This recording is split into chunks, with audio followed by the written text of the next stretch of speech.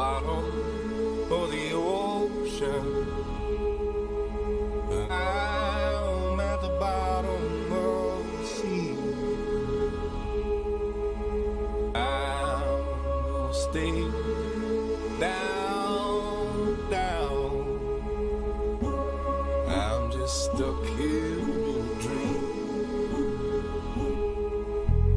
I'm at the bottom of the ocean. I'm at the bottom of the sea. I'm gonna stay down, down. I'm just stuck here in a dream.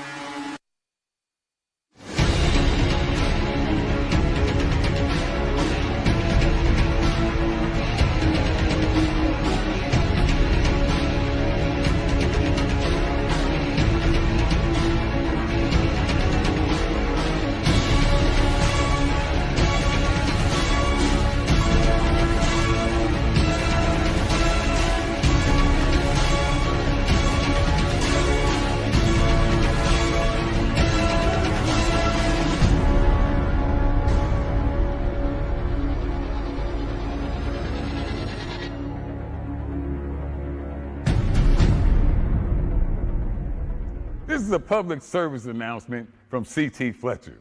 I will not contribute to the pussification of a nation. Get your punk ass out there and work for it, motherfucker. Let's roll.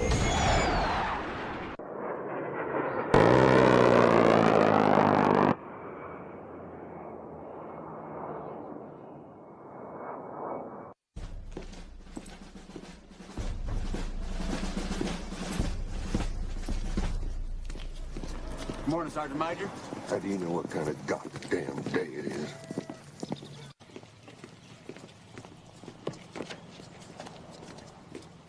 Beautiful morning, Sergeant Major. Are you a fucking weatherman now? You're listening to Sergeant's Time on WTF Nation Radio. Veteran Center of Excellence. On this 3 September, breaking them off some.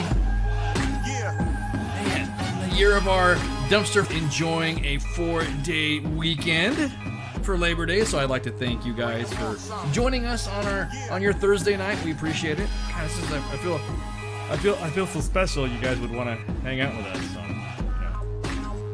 Right, rocking in the fucking turret with me as a shipwreck again. Can't wait to fire your ass that way. Spanky can come back. I miss my teammate there. I'm better at the gunner. Whatever, dude. She's pretty badass on the guns, man. She don't fuck around. So how you guys doing? How are you all chilling? Hey, I real quick, we're gonna be talking about some stuffs and some stories that have hit this military news, of course, this last few days. If you guys want to give us a call, if you're stationed at Fort Hood, only if you're stationed at Fort Hood only, give us a call, 415-889-8367. You can see, obviously, if you missed the number or you don't see it posted on Facebook right there on your left and right, or you don't see it streaming, scrolling beneath the insignia there, it's 415-889-8367. Just for Fort Hood personnel, specifically for Fort Hood personnel, because there's been some, man, it's been pretty tense. We've had some interesting events. Yeah, we've had dude, we've had the whatchamahuzits. You had that freaking panel just showed up, and they've already, they've already worked up to a fever pitch. Are you talking about the Army panel or the public third party panel? What are you talking about? It's the same panel. It's an outside panel. That's right. There's an outside panel, but that's the outside panel. Wasn't their Army doing their own panel too, separate from the... There's a 15-6 that's happening within the organization as well too. So yeah, there's two investigations. One of them is an outside panel on what's happening. So if you guys and gals don't already know, the independent review team arrived, and I think when did they arrive? Let me look at my notes here. They arrived on the Monday. And so they had just arrived right when we just finished our show. I don't even know if we reported it or not, but if we did, I'll just say it again. The panel has until mid-September deadline to submit a interim report and an August 30 deadline for its final report. And of course, this is obviously the panel, the civilian panel appointed late July to conduct an independent review of Fort Hood in the wake of the on-post murder of Specialist Vanessa Guillen. And then, Did you see that freaking presser, that press conference that Fort Hood had with with General Garrett, a FORSCOM commander, and the new DCG? I missed that one. Oh yeah, I saw that. Yeah, exactly. If you're from Fort Hood, you lines are open. As soon as you say no, I don't know anything about Fort Hood, I'm not from Fort Hood. Yeah, whatever.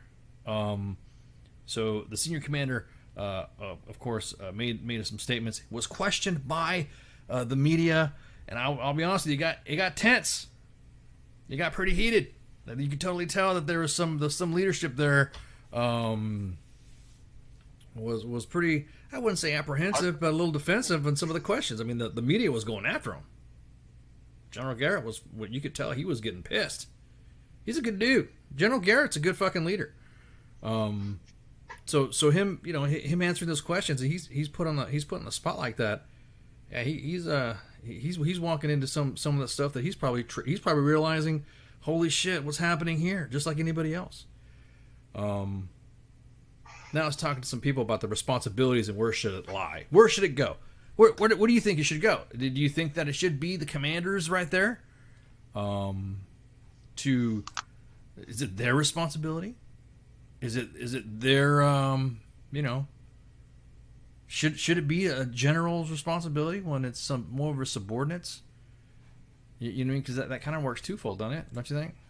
Oh yeah, it starts on the lowest level possible to start with, right? And then it works its way up. But when you get so many cases mainstream or so many issues mainstream, head honcho at any location will pick up on it, and if they don't correct it, then I say it falls on them.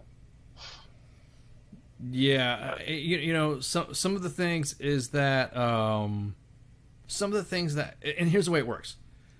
I kind of see the how do I say this? In other words, here's the one thing that pisses me off about old school leadership. Old school leadership is good on some things and bad on the other.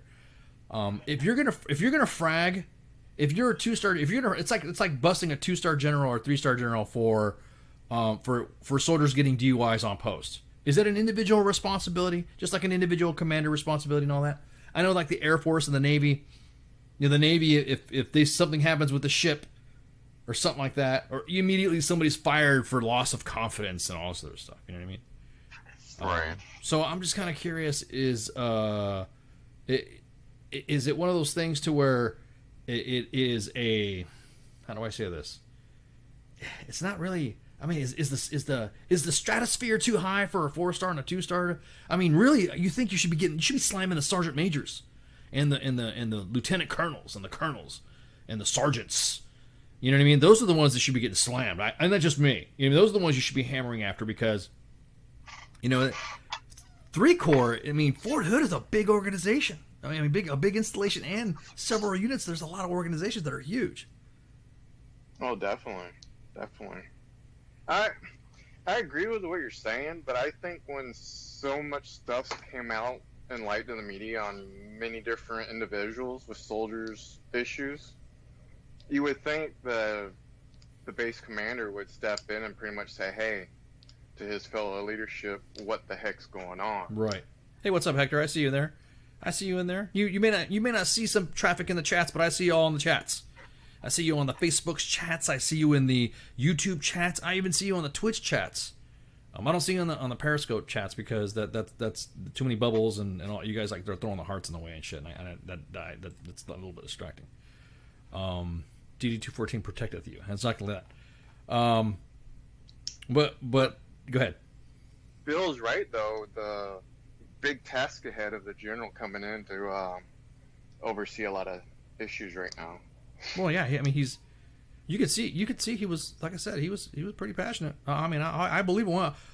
General Garrett, like I said, he don't mess around. He's a good leader. He will he will get answers. I have a feeling there's going to be individuals that are going to be on the carpet every freaking day, or at least giving some reports every other day or daily on what's going on there. Well, he has a good past record on his achievements, so he's been around a while. He knows his shit. Yeah. Oh man. Here's my thing. I'm looking at. We said something about how Fort Hood currently has more U.S. deaths than Afghanistan for 2020, and right. And everybody I got kind of like, people were like fucking getting pissed off at me because I said that. How could you? It's kind of like the no amount of soldiers. I mean, don't get me wrong. Our work in the training environment, our work in the military is inherently dangerous. It's not. You shouldn't have to be worried about your leadership or your supervisors not taking care of you or being worried about them killing you. No, that's Very the last true. thing. So I really can't stand the fact when I hear everybody going, "Whoa, we should be slamming." Man, all right. Yes, like you were saying, it's it's kind of like yes and no of that. I will say that the Public Affairs Office needs to they need some retraining or something like that. They need to, because we've been getting more information from Natalie Quam and her streams as opposed to and her press conferences as opposed to what the PAO. I don't know. It just didn't seem like it didn't come out right. You know what I mean? It just didn't. Yeah, that PAO or the PAO team is a little slow to get stuff out. Bro, to me it just felt like it was, I don't know. It didn't feel right a little bit. It didn't feel you know. Dan's got a good point. Exactly. It's an army-wide issue. Exactly. We kind of. Why is it an army-wide issue? I was talking to mentality. I was talking to some of my senior friends, and they were. I was blaming it a lot of stuff. I wasn't blaming, but I was kind of like busting on them. And I was kind of like, hey, how come these guys came from Fort Drum and look what's happening here? How come these guys came from Fort Benning? Look what's happening here. These guys came from Knox, and these guys came from the Pentagon. These JBLM leaders, you know, we get, you know, we need the Mafia Minute to give us a call, the E4 Mafia Minute to give us a buzz, because you know, see how he's doing out in JBLN.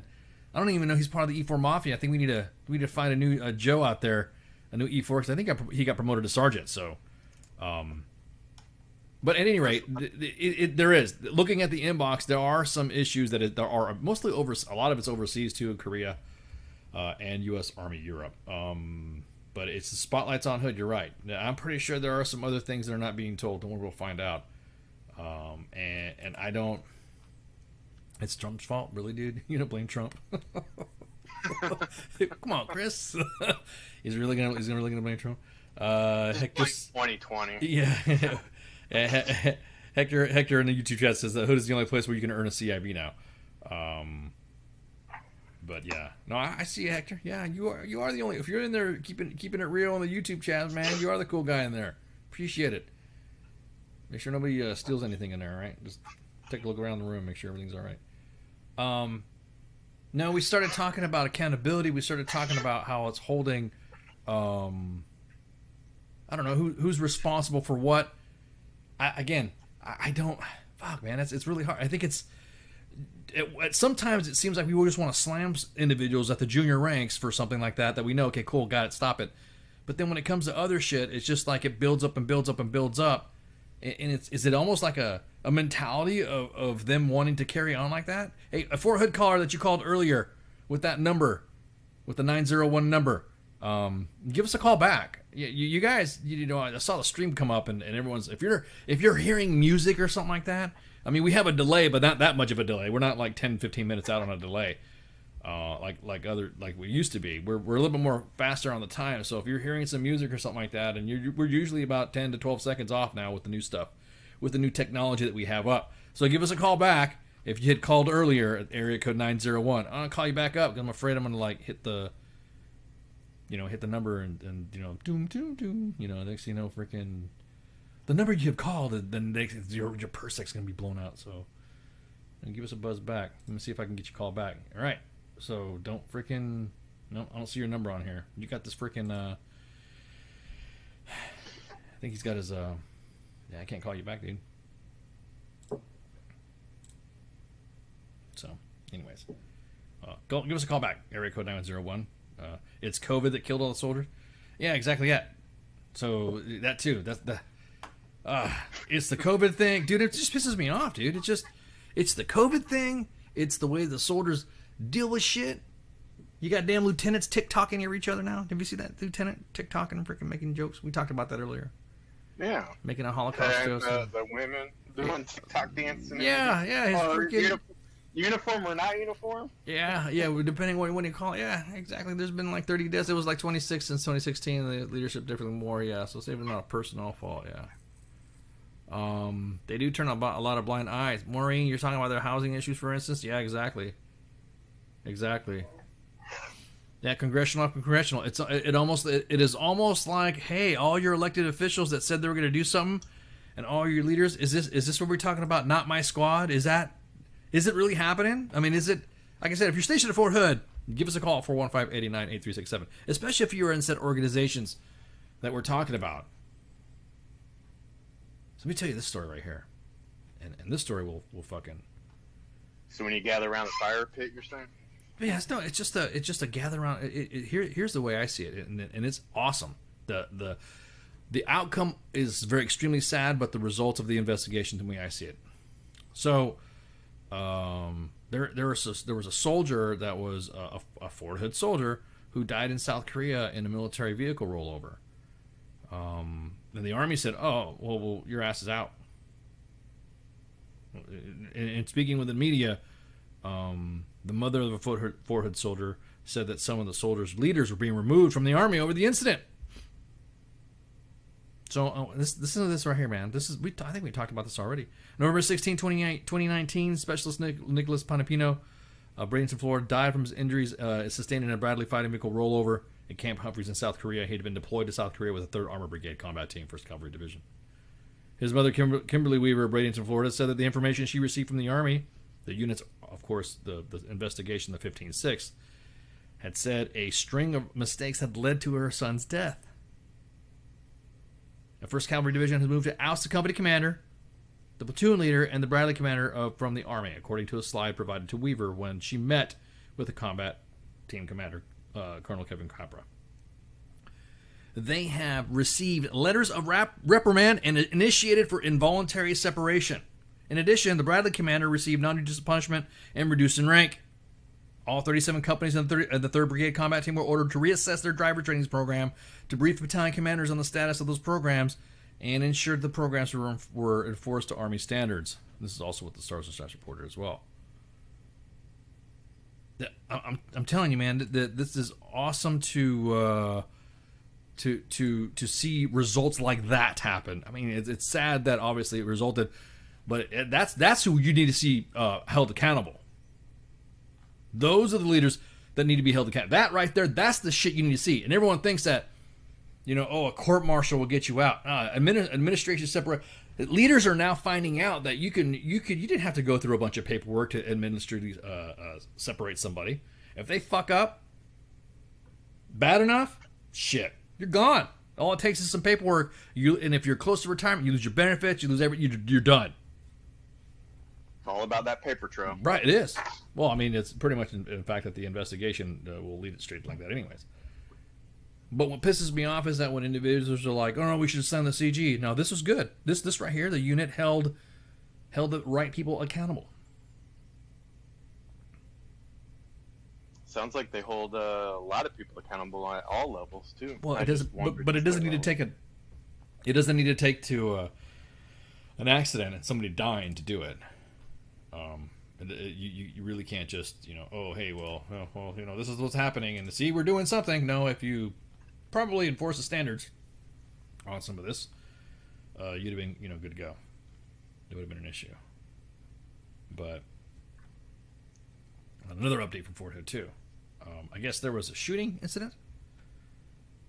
It was the one for a man accused of murdering. Oh, hang on, we got a phone call here. Sounds like we got a stand by. Yeah, WTF Nation Radio, you're on the air. Hey, what's going on? What's going on, man? Are you stationed at Fort Hood? Yeah, absolutely. Okay, cool. Are you in what unit are you in? Or are you just gonna say you're a Fort Hood? Yeah, I'll just say Fort Hood. Okay, cool. That'll work. ICB. Okay, there you work. That's all I gotta say. Shipwreck, mute your mic. All right, cool. So, all right. So tell us what you got. What's up? What's up, Fort Hood? Oh, what's up with Fort Hood? It's a what? The suicides. Where do you want to start?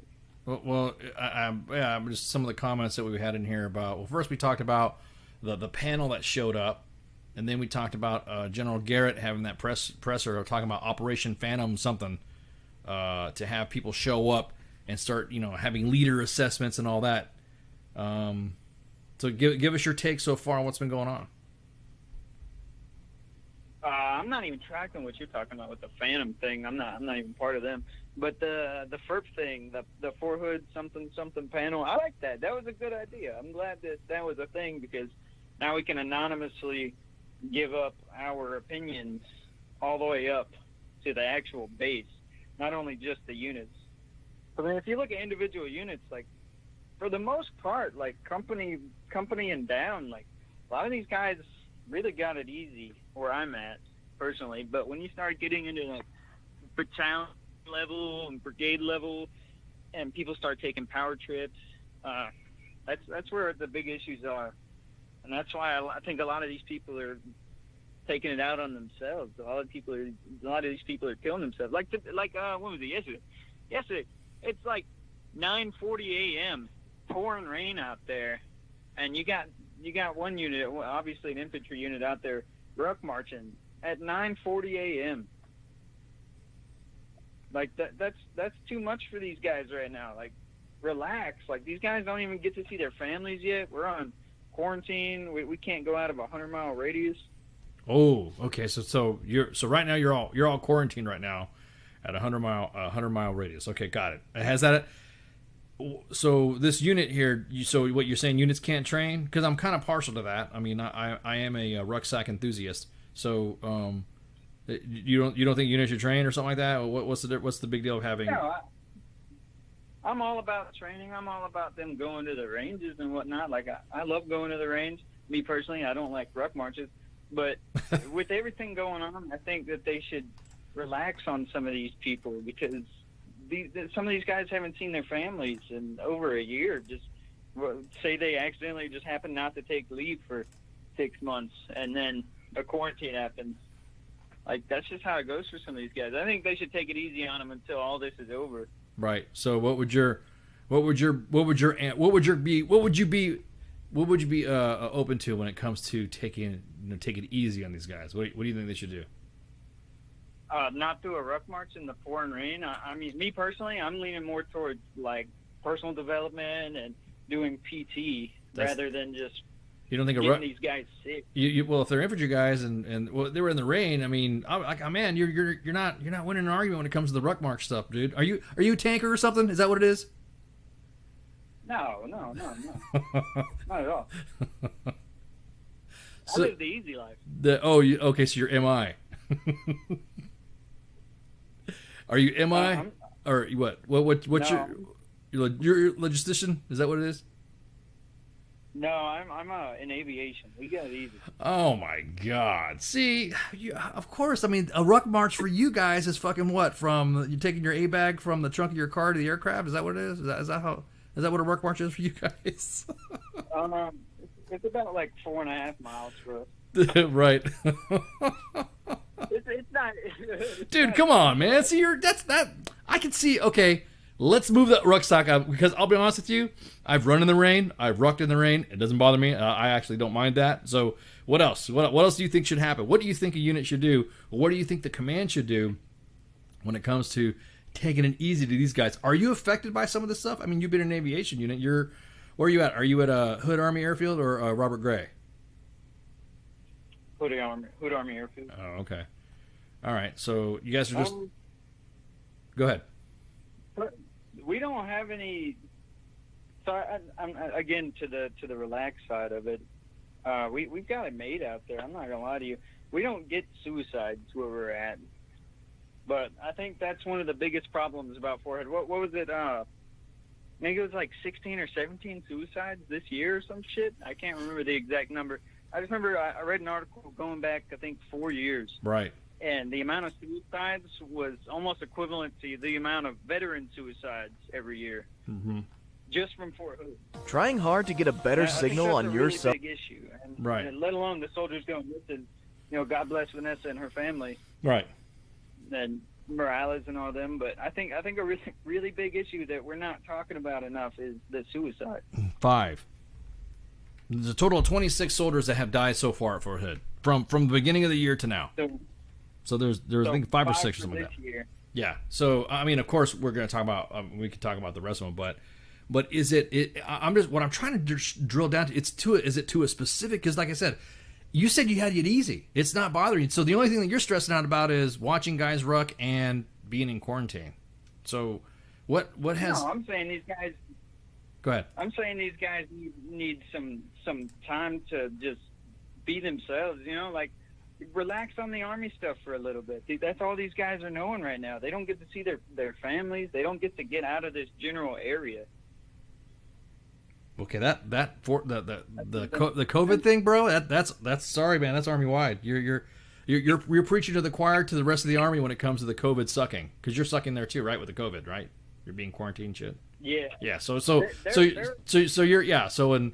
you're commiserating with this, you're sucking as well. But what I'm saying is that when you're talking about let up on the Army stuff, because your definition of Army, you just told us, is different from everybody else's version of the Army. What would you consider letting up on the Army stuff? I mean, this is not. This is not a stump to chump. Because you were there, you're at Fort Hood, and you are eyes on. I'm just wanting to know what the dynamic is, what you would consider letting up on the Army stuff, because you gotta spit it out. So go for it. What's up? That's pretty much it, man. Just let these guys go home. Let them leave. So you're saying that leadership is keeping them there? Is that waiting for the word bullshit that they always do? Big Sarge likes to do. They like to keep them until there's a platoon sergeant meeting at 1800 or something like that. Is that what it is? No, I'm still no. I'm still with you on the whole like big Army. Yeah, I'm with you. I'm not arguing with you about that. But Right. I'm just saying like they're approving leave for some of these guys, but it just depends on where they're going. So they just started that. But that's all I really got to say about it. Like a big issue right now is people going missing out here. People want to go home. Okay. All right. Well, appreciate your call, bro. Thanks. All right, man. Appreciate your info. Thanks a lot. See, I didn't really get it, man. I didn't. I think, maybe it's different when it comes to this stuff. I believe that when you're talking about the Army stuff, I always, when someone says, hey, let's lit up on the Army stuff, I'm the type of person that part of the Army stuff is leader engagement. You know what I mean? It's like when it was going on, hey, well, you know what I mean? I'm not talking about like letting up on standards or something like that, but I'm just kind of like, you know what I mean? What do you think, Chipper? What do you think of that call? Oh, you gotta have that leader engagement to know the quality of your soldiers, the morale of their soldiers. All that's part of being fit to battle, so to speak. But I think the caller was trying to say is the morale out there sucks, right? And they need an outlet, and without that outlet, right, right, and you're go ahead. You're screwed. Yeah, I just want the audience. But I just want the audience to know, specifically the family members, that Army life is Army life. There is some things in the Army that you have to fucking do, like he said, rucking in the rain. You guys have known me. Like I said, rucking is rucking. I didn't really fucking think big deal about rucking in the rain. It's just rucking, which is part of PT. Actually. Sometimes that's a military requirement. yeah, it's one of those. Yeah, exactly. Well, you really can't get away with it and all that. But after you do a road march, and then you're like, you keep guys after formation late or something like that. I could see maybe there's some leader. I don't know, but it's hard. Some of the things because there's a lot of things. And it's gonna piss some people off when I say this. There's a lot of things that normally happen in the Army that because now the big civil military divide is happening. That people don't understand. That's Army life to begin with. It's almost like I think I should. It's ruining my morale. Why is it ruining your morale? And this is because we've seen this in the inbox as well, lately too. I'm not. I think it's toxic leadership. Oh, what's going on? What do you mean by toxic leadership? I have to get up in the morning and do PT, and my NCO yelled at me for being late for PT.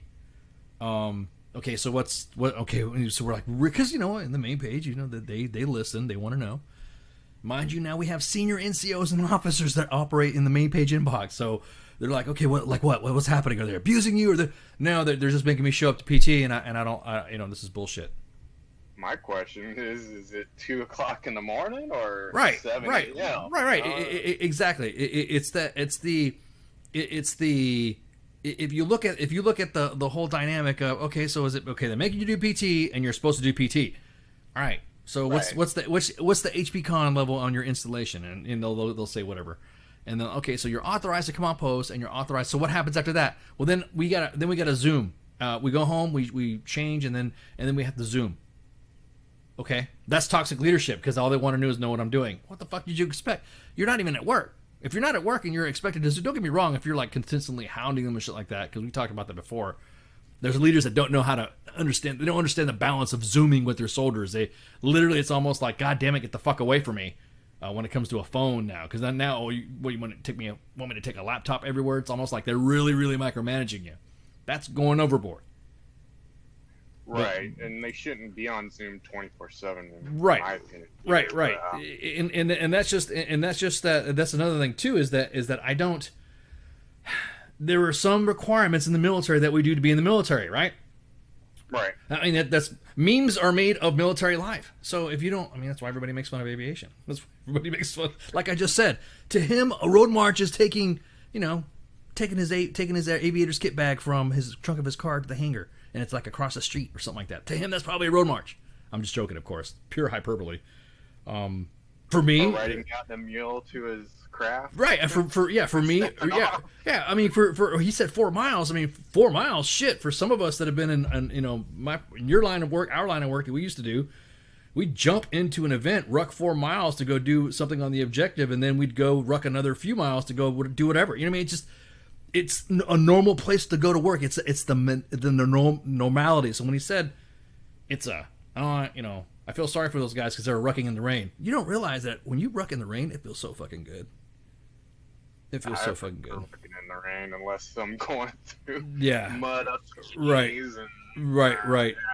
Yeah, exactly. Jason's got a good question right there. It did seem like he was being overly vague. That's why when it came to, aviation, when I asked him if he was in aviation, and then he said he was on hood, then yeah, I could see that he was being a tad bit vague about that stuff too. So we protect yourself too. You can't blame the guy for that. But right. Chris says Zoom meetings take away from making TikTok videos. You damn right. See, because then you're seeing your, yeah, exactly that, Gary. Exactly, Sky Soldiers. So what does more spine, TikTok or your commando on Zoom? Exactly. Unless you see your command on Zoom or TikTok, I guess, or whatever. And everyone talks about toxic leadership engagement, and it's not you're right. It's not the toxic one that pushing the BS. It's usually the toxic leaders that are saying toxic leaders. There's also toxic soldiers too. You think about it. Look to your left and your right. You always have that one soldier that's everything's fucking gloom and doom, and everything's fucking shit, and are afraid to fucking report and need to fucking stand up, and they're afraid of retaliation. That's part of not my squad, and this is my squad shit. Because you as a teammate. You don't let that shit happen? No, you report too. At this point right now, it doesn't matter. You don't want to report or do want to report. You're damned if you do, if you're damned if you don't. I'd rather just fucking report it. Again. It's a double-edged sword. Right. Either way. Right. Well, here's the thing. But what you got to look at too, Shipwreck. And this is the judge. The judge has been pretty busy lately. It's legal. He's just an asshole. Or it's legal. She's just an asshole. That's literally some of the I think some of what the Army used to do that they don't do anymore because they were so busy doing Infinity War that now they're going back to, I would say, the garrison mentality when everyone's been used to deploying and all that. Now it's time to do Army shit back in garrison to train to whatever, pick your fucking full spectrum operations bullshit. Yeah, you're right there. I will say that too, Ed. You're right on the point. The commanders have zero fail mindset. That's one big fucking thing that we're noticing. Let me get another phone call here. Yeah, please call. Please call if you're stationed at Fort Hood. WTF Nation Radio, you're on the air. Hi, this is Maureen. I commented in the feed. Hey. From Fort Hood. How you doing, Maureen? Hi. I'm doing okay. You? Awesome. It's this is welcome to the show. Is this your first time calling ever? It is, yes. Is this the first time listener as well? This is the stream that you just jumped on, or you've been listening to us for a while? I've listened to you for a little while, actually. Cool. I've never really put much input into different things, but I have paid attention to a lot of the issues that you bring up, and I do enjoy your show. Oh, well, appreciate it. Well, there you go. We're more than happy to have you, so fire away. What do you got? Well, I'm just a spouse at Fort Hood. I've been here for about 4 years, and as you can tell by my comment in the feed, I am a mother of 5 here stationed at Fort Hood with my husband, who's been serving for 21 years now. Living on Fort Hood really has been a nightmare for my family.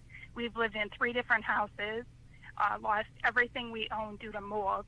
I've spoken up about it to 3 Corps Command all the way to General Funk, General White, Garrison Commander, Colonel Westbrook.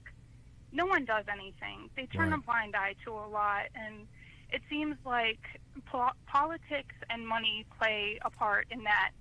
And it's no secret that Fort Hood has had some issues when it comes to housing and barracks maintenance for many years since they've been privatized. Well, as a result, there are families sick and their children getting sick from these exposures, and soldiers living in deplorable conditions. Now, go ahead. Sorry. No, let it out, please. Go for it. Let it out. No, let it all out. There's a lawsuit right now from Fort Hood of 9 families suing Fort Hood, or suing Lend-Lease, actually, the privatized company that owns the housing on Fort Hood.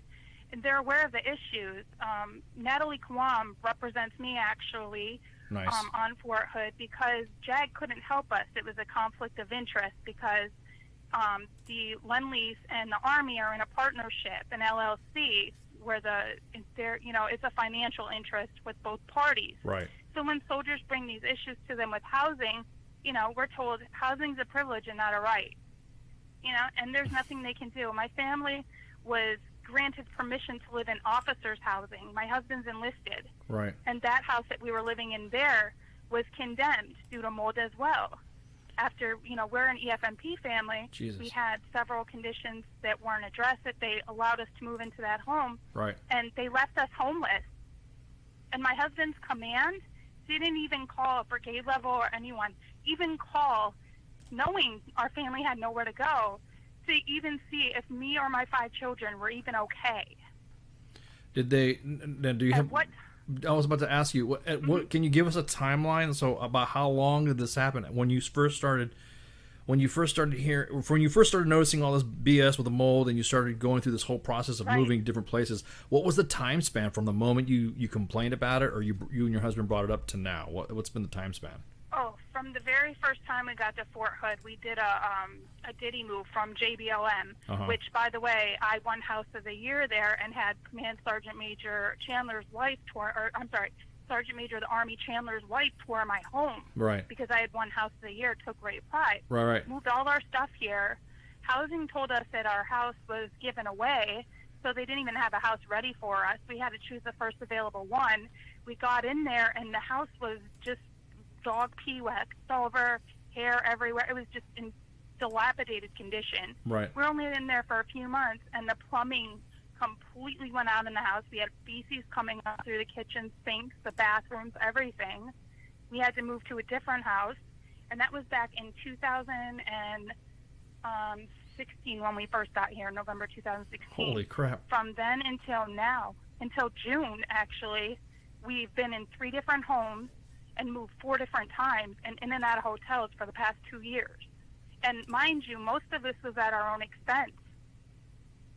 I went on Fox News. I've been in the Army Times. Yeah, I know. The command here is aware, and they do nothing. Now, tell us. I've even spoken to General Perna. Tell us what was your appearance on Fox? I recognize you as soon as I saw you in the chat. Tell the audience what you were on Fox News and what you did for Congress. Tell us a little bit about yourself.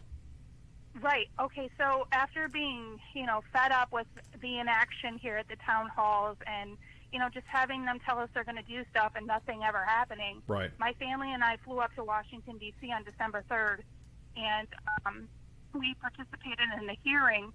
And that evening I was asked to be on Fox News with Shannon Rasdin of MFAN and discussed a little bit about our family's situation on there to bring more awareness to military housing and the housing crisis. Right.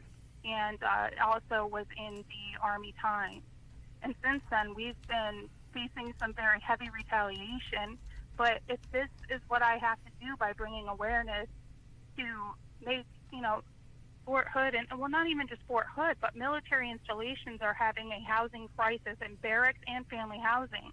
This is an issue that needs to be taken care of. It's it's really something that's affecting retention and readiness. Right. Even if your soldiers aren't okay at home. Right. Now, this you were on Fox News. I remember this was about 9 months ago. You were on. Yes. You said that you have been assured, and people when you testified before Congress assured you that you weren't going to get retaliated against.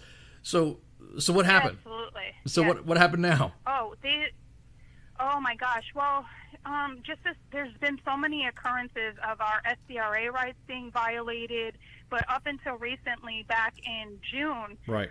My house that we were in, that was company grade officer housing, again, that my husband was allowed to move into and have the garrison commander actually allowed him because he's enlisted. Mm-hmm. That house was proof condemned, so we had to move off post.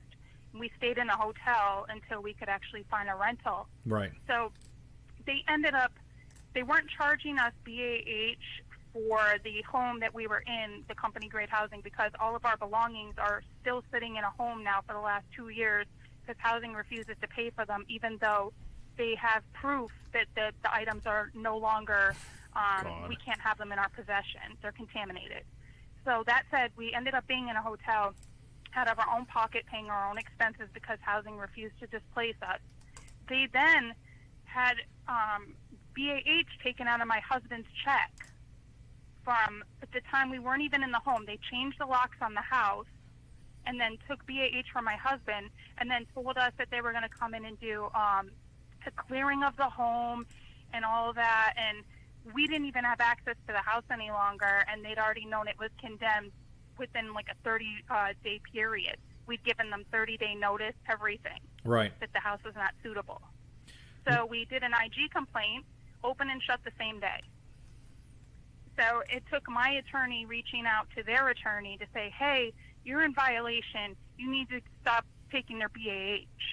I reached out to actually you guys to try to get help, and also reached out to command. We continuously get told it's a civil matter. Yeah, Have your attorney handle it. We pushed it. When you send it to us, everyone thinks that once you send it to us, it doesn't go anywhere. We actually pushed it to a ton of people. So, which I'm sure. Yes. I was talking back and forth with Conrad, and I know that your hands were tied, but I just appreciated all the help because, when you're taking a soldier's BAH and they're paying for hotels and 5 children, and they don't have anything, we actually had to go on Facebook and ask our friends to buy beds for our children because we had nothing. Right. Not even a phone call from command. I was about to say, so did the command reach out to you at all? And then did they ask you, hey, what can we do to? Did they at least say, hey, let's get you some AAR assistance? Did anything like that? Nothing at all. Nothing. This obviously Absolutely nothing. This obviously put you in some debt too, didn't it? Oh, substantial. Right. Substantial. It's been, but aside from that, it's really put my children in a position because they're sick. My children are on inhalers. They're having neurological issues, like just a lot of stuff from the exposure that they've had over the years. But not only that, my kids have lost out on the last 3 years of their childhood on post because they're moving from hotel to hotel. Right. No stability, losing everything they own. I had 2 children graduate high school from hotels. Jesus, it's not Maureen. okay. No, you're right, Maureen. It's fucking frustrating, is what it is. What So it is. So the retaliation against your husband. What did they do? Mm-hmm. I mean, what was? I mean, everybody knows who you are. Actually, so yeah, and I speak on it because God bless my husband, really, because I know what it's like back in the old Army. I'm a Marine Corps brat. Like you're seen and you're not heard as a spouse. That's the way it's supposed to be. And so, I've even gotten bullied by even some of the generals' wives for speaking out. Jesus. It's just one of those things. But my husband, his command, I have to say, the direct leadership, his battalion sergeant major has been amazing. He really has. He's moving. But, when there were times where we needed him to go to a housing meeting with us, he was there. Yeah. Unfortunately, he's PCSing, and he's the only one that's really had our back in this whole thing from the beginning. Mm-hmm. But my husband, his progression as far as his career has been hindered. He's supposed to have been up for E8. He's He hasn't obviously been in E8 now because of this housing situation. We're dealing with, a lot, him shuffling from company to company and them keeping eyes on him. They say there's not retaliation. I was about to say, now you are speaking for your husband, but your husband, I don't want you to attribute anything to your husband because I don't want to make it worse because then but from what you're seeing, from what you're witnessing, it is retaliation. Mm-hmm. So how long has he been a sergeant first class? Do you know? About 5 years. Oh my gosh. Yeah, about that. Yeah. And he was supposed to be up for it last year. The picture that he was supposed to have taken, I forget the actual, on his ERB. Right. He wasn't able to take because his uniform was covered in mold. Was molded, and had to replace that. Yeah. Now it's he couldn't get his picture. Well, the picture is not an issue anymore because they stopped taking the pictures now. Mm-hmm. Obviously, that's not an excuse, but at least you got that part knocked out of the way for the uniform shit. Exactly. But have you received like text messages? Have you received like straight threats from other spouses or other members of the military, you yourself, because of or saying they're going to get your husband to you specifically? Have you got any? Not anything per se violent or anything where I feel like my life is threatened in that regard. Right. It's more so of like with our housing stuff and our belongings and things. It's more like questioning our health issues and stuff because that's a whole other gamut. I was about to say, they're trying to call bullshit on you on something like that. Hey, we're gonna take we're gonna take a break, but stay on the line, and you can shoot the breeze, but everybody else can stay on. We'll keep you on over the break too, because there's some other stuff I wanted to talk to you about. So, guys, we're gonna go ahead and take a break right quick, and then we'll be right back. We'll have Maureen on with us and shooting the breeze and all that, and so everyone refill your glasses. I have a feeling this second part of Sergeant's Time is going to be pretty interesting. So we'll see you in a sec. WTF Nation Radio. WTF Nation Radio. Take it from me, Ice. You can't just float around space not caring about stuff forever. The voice of U.S. Army. WTF Moments. This is WTF Nation Radio. Shit in the bag, Pogue.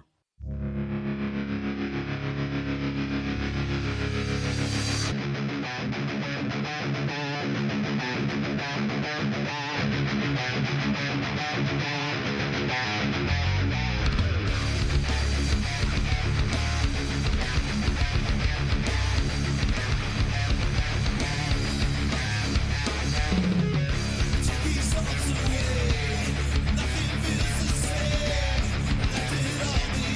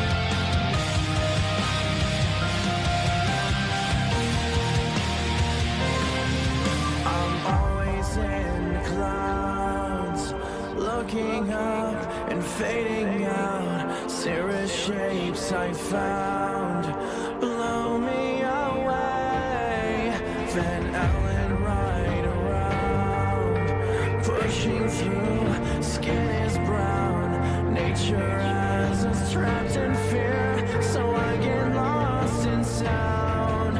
I wonder if you'll ever know why I am the way I am. I've been thinking a lot about time and space surrounding. Is there anyone who is thinking like me? I've been thinking a lot about life is never ending. Is there anyone who is thinking like me? Constellation theme, mapping stars that are meant to be. Geminis are free of suicidal kings. This misty maze of me, so obvious yet never seen. Feeling though the fog will lift to find me lost at sea. I've been thinking a lot about time and space surrounding. Is there anyone who is thinking like me? I've been thinking a lot about life is never ending. Is there anyone who is thinking like me? Myself and I am so lost, it's beautiful, far away from life. But I want your visible feeling to be mine. Oh, I just don't get it. When will your heart beat with my mind? Oh, I've been thinking a lot. I've been thinking a lot about time and space surrounding. Is there anyone who is thinking like me? I've been thinking a lot about life that's never ending. Is there anyone who is thinking like me?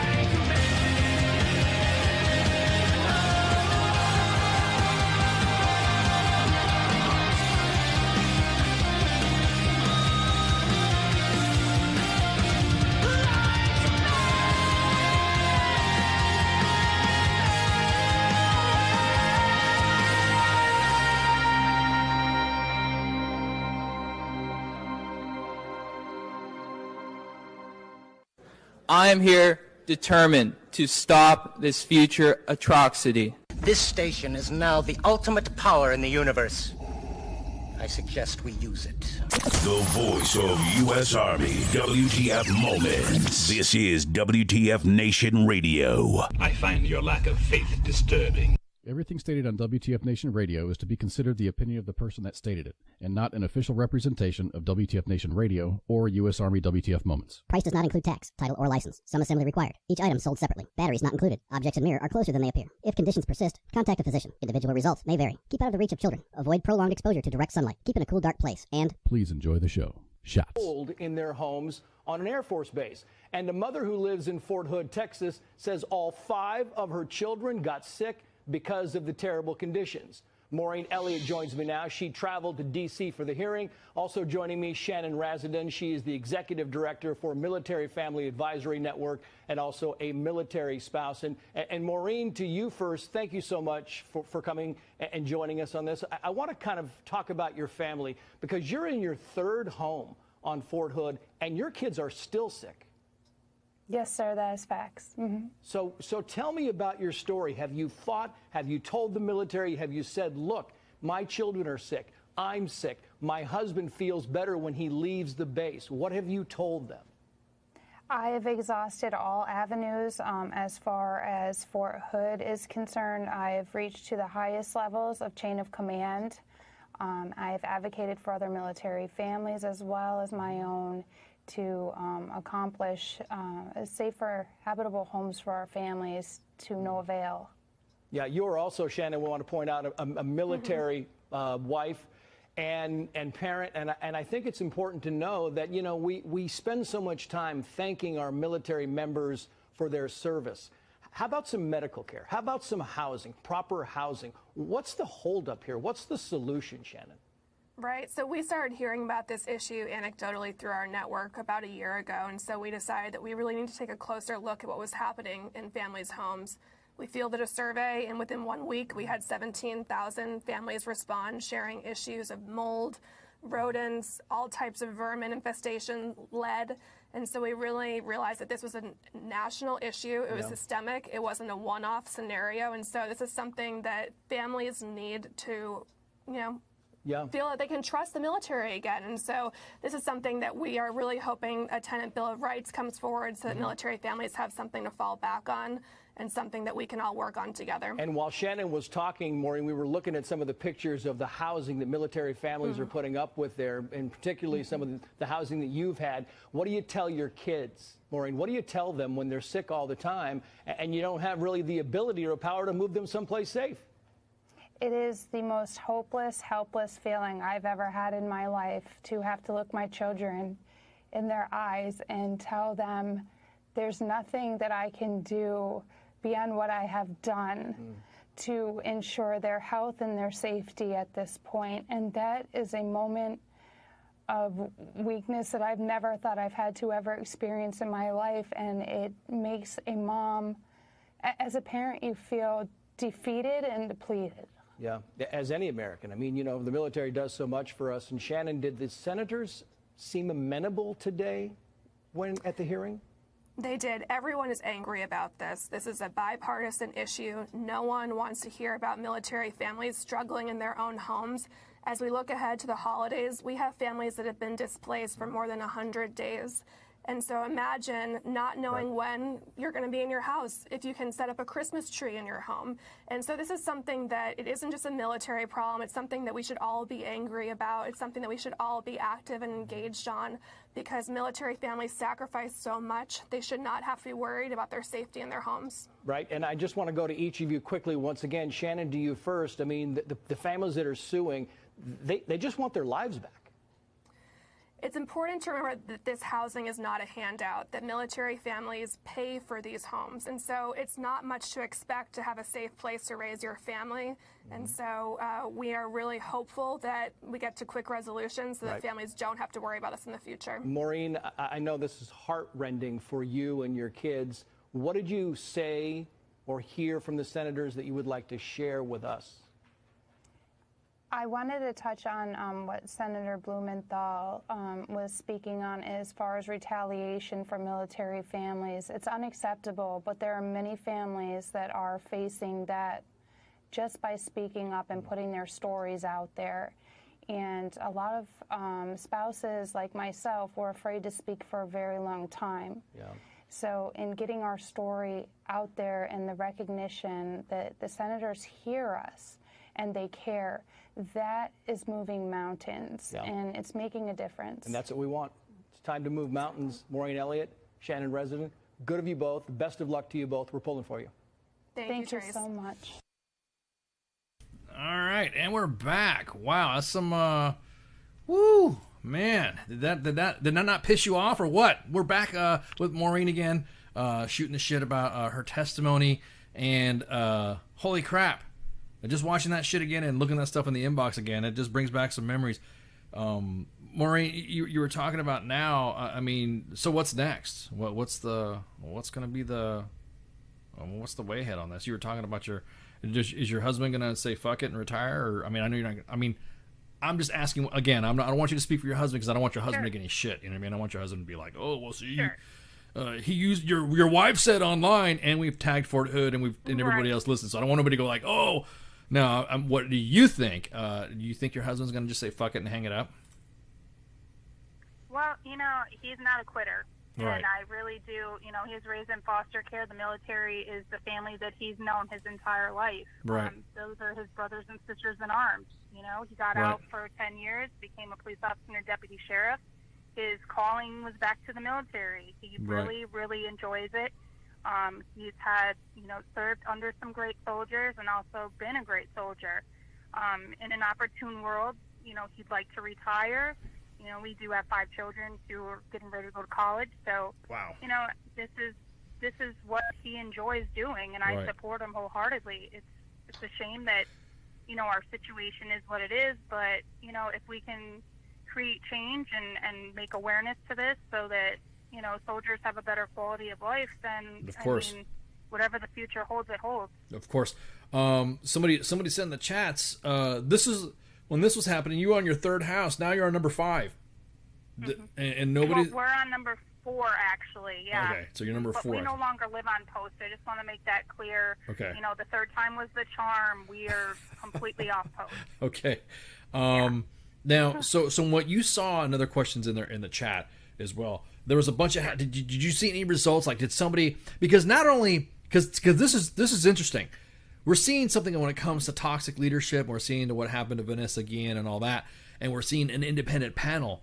Is there an independent panel? I mean, is there somebody? Did somebody come by and say, okay, how let's unscrew this? And you also said something about the Secretary of the Army's visit to Fort Bragg. You added something, but go ahead. Did anybody do a follow up with you guys with the families that were involved? That they say, hey, here's an independent panel of everybody who's on housing, and here's what happened. Nothing was presented. Nothing. No, not to my knowledge. No. I certainly wasn't invited to any, you know, roundtable discussions about it. Other than right before General Funk's UCS, he had a resident advocacy panel. There was, I believe, 9 of us that sat on that, and we gave him some input and some feedback on the changes that needed to be made. And he genuinely seemed to want to make those changes, and he did seem like he cared. Right. But then he PCS. So whatever he was implementing, that board that he had created, the advocacy board, dissipated, and there was no more advocacy from, you know, myself or the other advocates that were on that board. And so after that, we didn't have any other discussions or, you know, roundtables or anything like that. And as far as I know, again, I wasn't invited if there was. They certainly didn't have an independent panel come and assess housing or our living conditions. God, that explains why a lot of skepticism on Fort Hood right now on the Vanessa Guillen case. If they did this so bad enough to where they messed that shit up when it comes to housing, will make that explains the soldiers on Fort Hood's skepticism on the leaders wanting to do right, something. and then too, when they bring leaders into post to tour these homes too, they'll show them a model home or a home that was just newly renovated that someone doesn't live in. You know, go to the house next door, knock on that door, and, you know, ask the spouse or the soldier living there, hey, what do you think of this house? Do you mind if we come in and tour it and look around? It'll speak volumes. You know, it's not a model home, it's a lived-in home. You can actually see living conditions. You know, instead of a model home that they've had time to, you know, slap lipstick on. Right, exactly. Or just have a model home just to look like it's cleaned. Oh, I'm saying there's nothing. These soldiers are, you know, or they get 2 soldiers from the barracks and they just put them in there. Here, get in here. Right. Well, even here at Hood, they have overcrowding of barracks. You have soldiers living in very minimal space. Their living conditions are not good either. They tell them to clean their barracks with, you know, bleach and stuff, but they're not living in any conditions that are, most times they don't even have air conditioning. So, I mean, it's at what point do we take responsibility for our soldiers and their well-being? These are issues that commands know about. Right. Yeah, it is a frustrating event to see unfold in front of your eyes, because you are on your 3rd home, and you had testimony before Congress. You went on national news, And and then now what? So is your advocacy obviously still continuing? Have you been working with any other specific groups on something like this? Have you reached out? Has anybody, like you said, Natalie Quam's been representing you? Has she, have you guys reached out and done any more advocacy for this issue? Because you mentioned the Secretary of the Army visiting Fort Bragg. What were you saying about that? What's your thoughts on that? I can't quote him word for word because I don't have it right in front of me, but he had made a comment, I believe, about how the Army had been lazy because they had given the responsibility to these outside corporations. That's, of course, not verbatim, but that was the gist of it. Right. And you did ask me about my advocacy. I do work some advocacy right now. I am involved in speaking with a couple congressional members about housing issues. So I am still actively advocating and doing the best I can to help, other families. No, I totally understand. And now, as far as the legal aspect, are you going to get your claims for your clothes? I mean, is the Army going to say, "Yep, you're owed money for this," or they just no one's been processing claims, no one's been processing for your property? No. They just said tough shit. That's on you. Yep, pretty much. Tough shit would probably sum it up. It was basically, it's a civil matter. Have your attorney contact Lend-Lease and then have Lend-Lease, handle it. And Lend-Lease is saying that my items can be clean and that they're salvageable and they don't owe us anything. And so, and naturally, my attorney right now is working with the Guillen family. And, granted, the housing issue is a major crisis and a major issue, but I prefer her focus be on that right now. Understood. Than Understood. my issue. No, understood. But, I think, but you also can see on our point of view that how we're seeing it is that, Maureen, if that's just housing, in other words, it's not like I feel like we're peeling the onion back. You know what I mean? It's almost like now we're seeing the core of what is the real core issue. Is that installation that corrupt and mismanaged to where housing's messed up, the way soldiers being taken care of are being messed up, leaders just don't care. I mean, the resources that are there. I know there was individuals that were already commenting in the chats. There were some people that were there they're not there anymore, and that was kind of like the gap that somebody else had filled to get this. It shouldn't be an issue when it comes to mold. It should be an instant. This is your stuff. Your house. In other words, an agency like that does not have the right to say, yeah, it's salvageable. You're just a fucking contractor. Right. You're not even. Why am I even talking? You're not. And, why am I even talking to you? Too, I've had, multiple mold tests done and paid thousands of dollars out of pocket to have an inspector that even the general camper used on post. Right. He's very reputable. I was told that my mold inspector was too aggressive in his searches through the house. Oh, my God. And, it's just insane. Like, you have 5 different inspectors telling you, hey, things are not okay. And then you have a doctor that does your blood work and your analysis, and the molds that are found in the home are found in your children's bodies. Yeah. I mean, come on. Right. How much more evidence do you need? No. Yeah. They know that these houses are not okay. Yeah. And now with all the COVID stuff and all that, did it stop anything? Did it not? I mean, it probably did. That's probably a shoot myself in the foot for asking that question. Yeah, it is. COVID didn't freaking help. Yeah. Well, let me tell you, in my family, when the housing situation happened, we had several occurrences where the last house we were in, we were displaced 3 times, and we kept getting sick. So when COVID happened, we're an immunocompromised family as it is. We're already FMP at this point. Right. So when our house became condemned, we then had to take our family into a hotel and have all of that additional exposure. And the potential to catch COVID. I was about to ask you. All because of the conditions of the home. All right. Yeah. I'm about to say, so the conditions of the home, did it make your family an EFMP? Or were you an EMPP family before? Oh, you know what? That's a great question. I'm glad you asked that. I do have to be a little bit careful on the legal side of that, but I will tell you that when we first got here, we had a few issues. Okay. After moving into the home and things like that, the issues that my children are now facing and myself have been exacerbated tremendously. You know, where my children, 3 of them were healthy. Now they're not.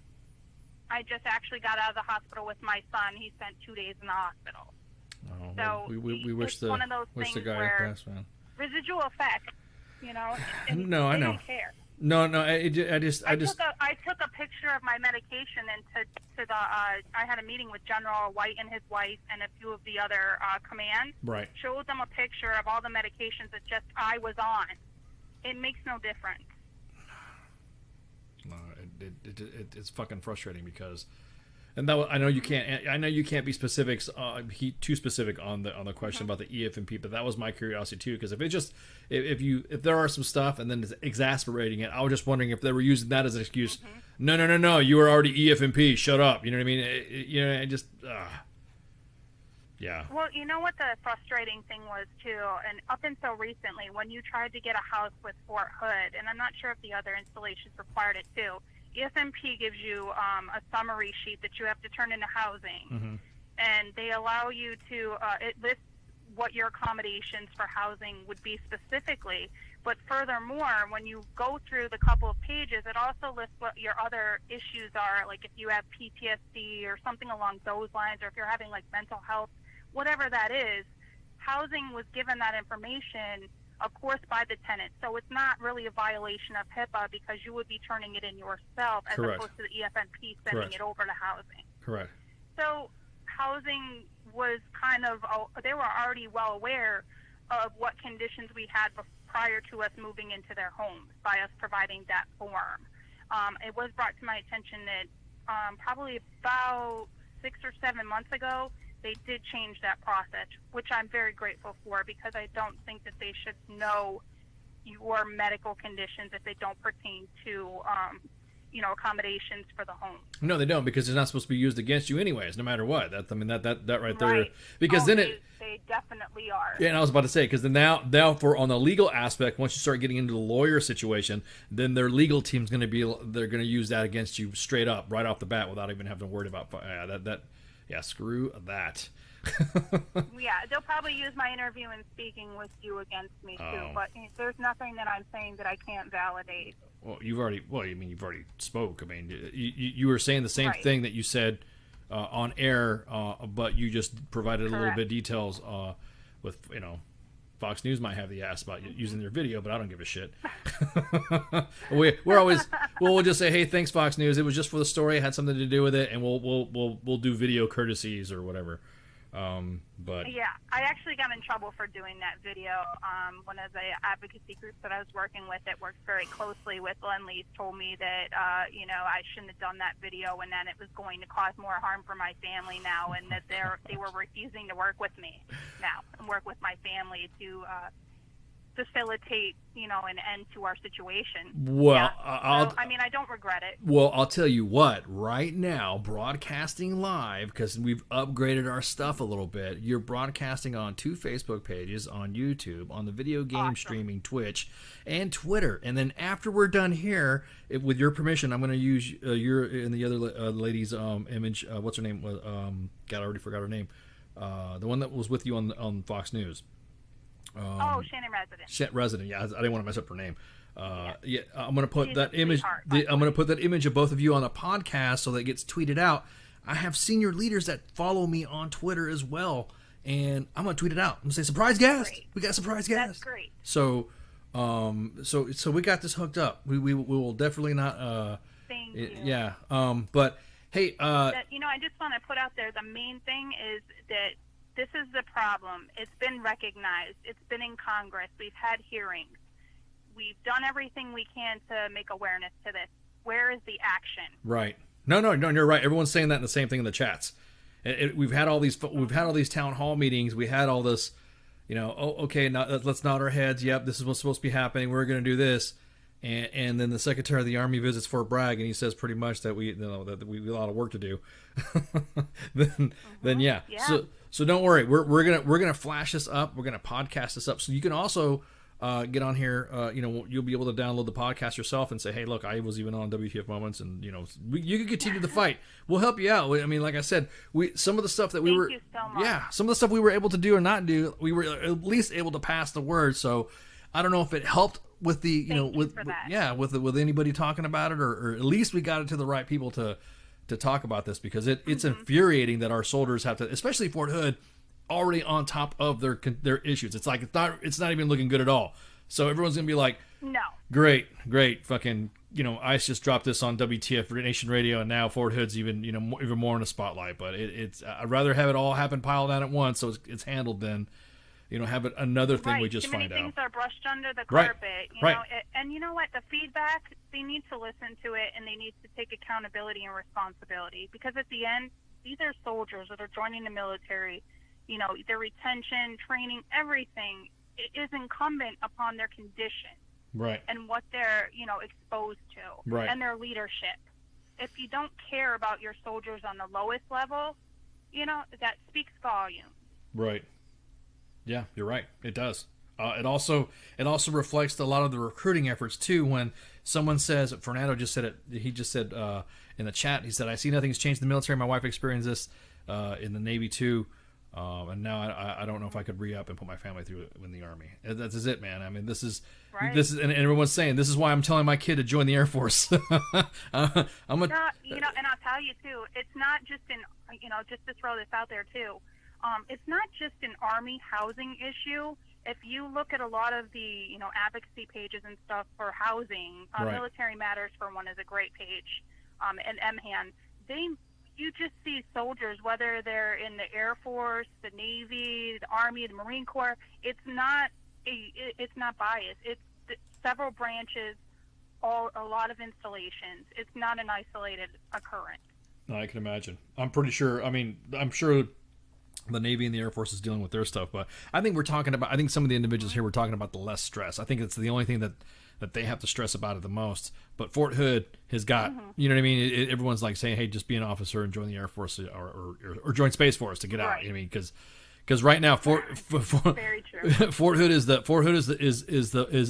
great place of drama right now. It is, but it could be. It does have the potential. Like I said before, it does have the potential to be the great place. But you have to have leadership that cares. You have to have infrastructure taken care of. You just don't just check the box. No, exactly. I was stationed at Fort Hood back in the '90s, and everyone was like, Fort Hood sucks, and I'm like, I feel bad saying it was, no, hooray, it's a good post, because you know what I mean. Back when I was there, it was a good post from, of course this is like the '90s.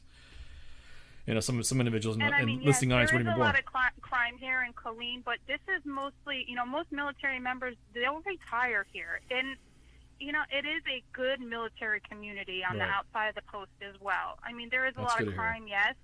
But for the majority, the people around Colleen, they care. Right. They really do. They don't want to see Fort Hood fail. They want to see it, have the potential that it has and earn a better reputation.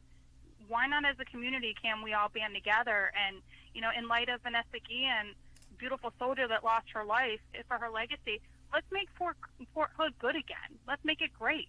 Right. Exactly. All right. Hey, Maureen, thank you so much for calling. I mean, I know you're like you're like an impromptu guest. You actually have spoken as much as the guest. That's what I'm talking about. No, you're. As a matter of fact, like I said, I'm going to use your image that you had on Fox News, and I'll post that up, and I'll give credit to Fox News and the videos and the audio, and then it's going to get tweeted out, and then I will retweet what we put out on WTF Nation Radio for everybody to check out. So. Thank you. And me and my kids are going to go ruck marching tomorrow, okay? In your honor. Thank you. Thank you so much. All right. Have a good night. You too. Bye-bye. Bye. All right. Wow. So this has been an interesting show, man. Shipwreck, are you awake? Do you just like fall asleep? You're just like, oh yeah, whatever.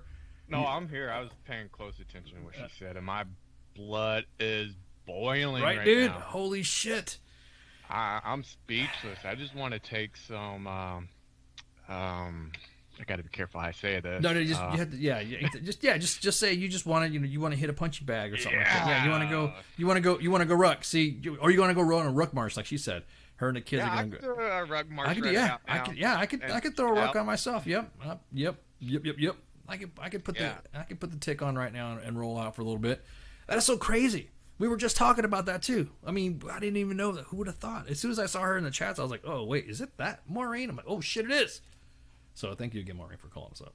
I'm glad she called in. I really am. Yeah. No, I'm pissed off now, but Right. Now, yeah, my hands are like freaking gripping right now. I'm like, oh, dude, this is just like, I'm incensed. I will say this, on top of that stuff that was happening at Fort Hood, but we were talking about the soldiers, not the soldiers, but the leaders getting relieved for the driver's training thing. I wanted to cap off before Maureen called, was that they had just gotten the soldier, didn't even have enough driver's training, and that's why they were relieved improper practices and training for driver's training, because the kid was just pretty much given the keys and said go, and then that's it. So it's kind of like, God, dude, it's freaking. When I was in the Army, it was bad that way. We just said, just do it and forgiveness later, then do the paperwork and more shit done. I don't know what Army you were in, but I got freaking, I hated driver's training because I already knew how to drive a truck. You know, I was raised to drive a stick shift, and a big rig to me was not, a deuce and a half. I was like, bitch, whatever. You know what I mean? So that was a deuce and a half, deuce and a half back in the day. I know these new fang-dangled LMTVs and FMTVs and all that. I drove a deuce and a half, and there was no power steering. It was the guns that I had on my body that were up on it. Yeah, huh? yeah. Oh hell yeah! It was no power steering. If you didn't know how, you couldn't skip leg dig on a fucking deuce and a half. And so to me, I had extensive training, and it pissed me off because I literally you had to report to the motor sergeant, and we had the motor academy or something like that. I can't remember what it was called, on Fort Hood. And I remember we freaking, now that we're talking about it, God, it was, you did PT, and then after PT, you went to the motor pool, reported the motor pool, and you had the motor sergeant and the master driver right there, and they showed you how to PMCS all the vehicles, and then you rocked and rolled. You were then freaking, you were taught how to drive a truck. You were taught how to drive.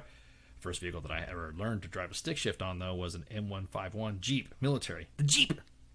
Ooh, I drove a Jeep. I bet that was fun. It was fucking hilarious. It was awesome, dude. I'm jealous now. I remember I joined the military in the 80s. But like I said, when I got to Fort Hood, there was a driver's academy. There was, the motor sergeant. He grabbed all the newcomers, and it was like once all the newcomers showed up, and then he had enough to do like 5. Then he would sit there and do, and then you had the BMO, the chief, who explained PMCS is what this is and this, what you're supposed to do, and then you did a half day of freaking that. Then they took you in the motor pool, and they had an area where you didn't have to worry about hitting other trucks, and they had, okay, there you go, start driving the truck. And because I already knew how to drive a truck, it was no big deal for me. I was like halfway, I was doing fucking donuts just about if I wanted to. I mean, they wouldn't let me do donuts, but you got it on 2 wheels. I was straight up doing freaking Monster Jam. Be there Sunday. No, just kidding.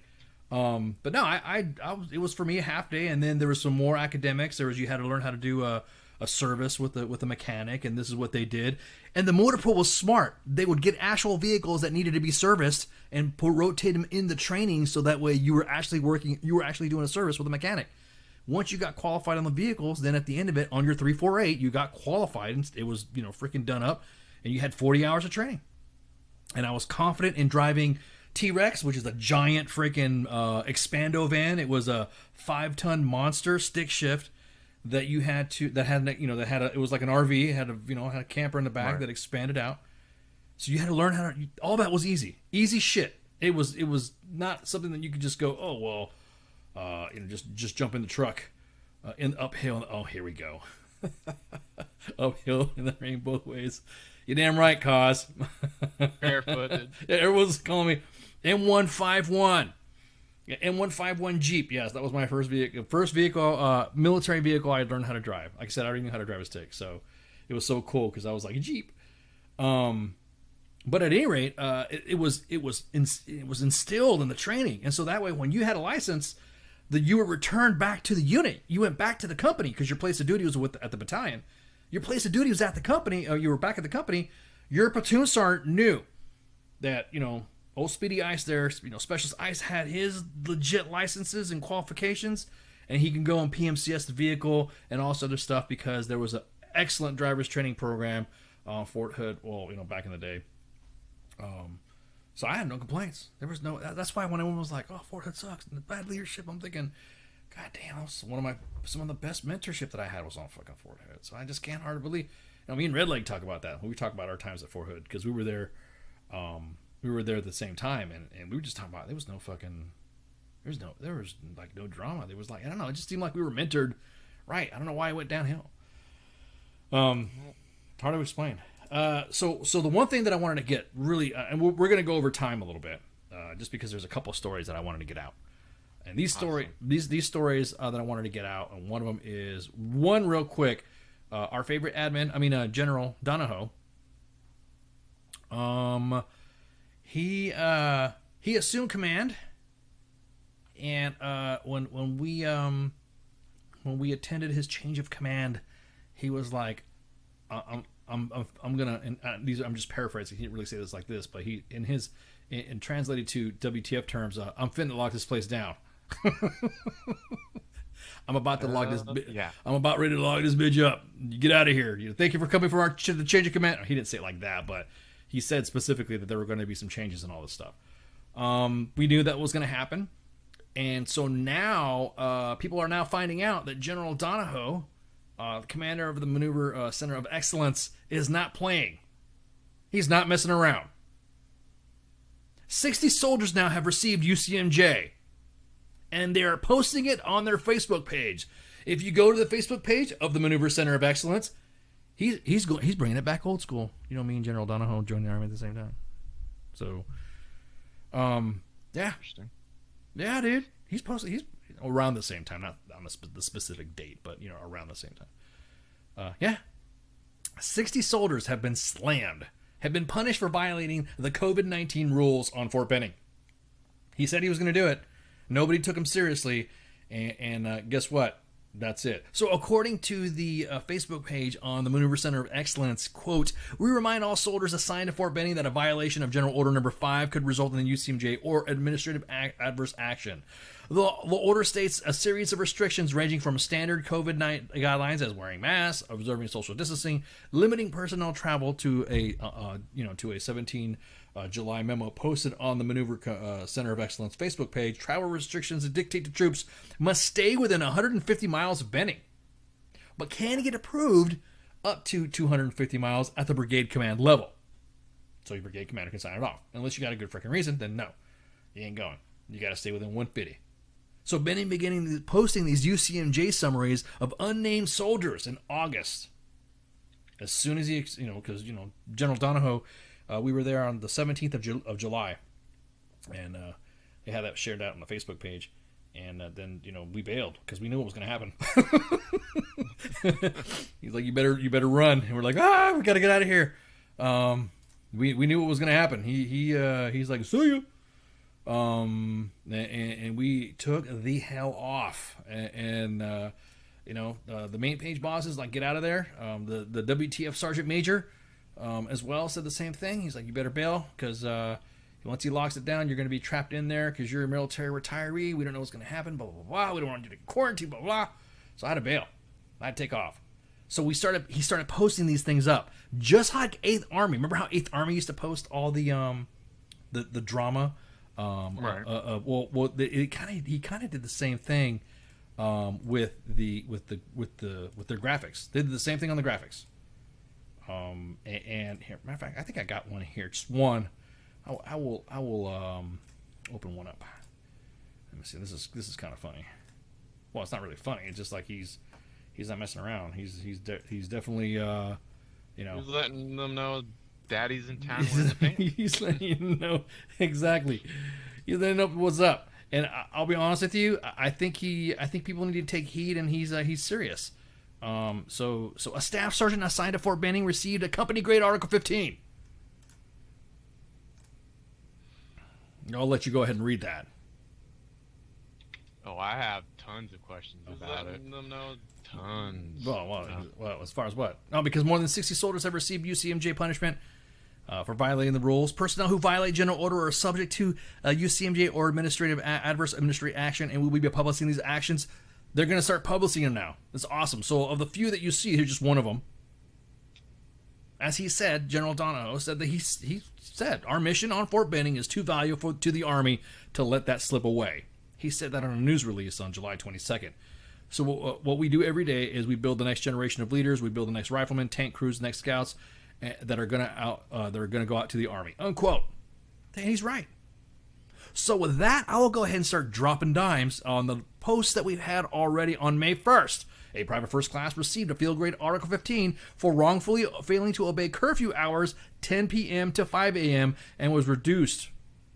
Reduction to E1, forfeiture of $971 in pay, 45 extra day, 45 and 45 reduction in forfeiture were suspended.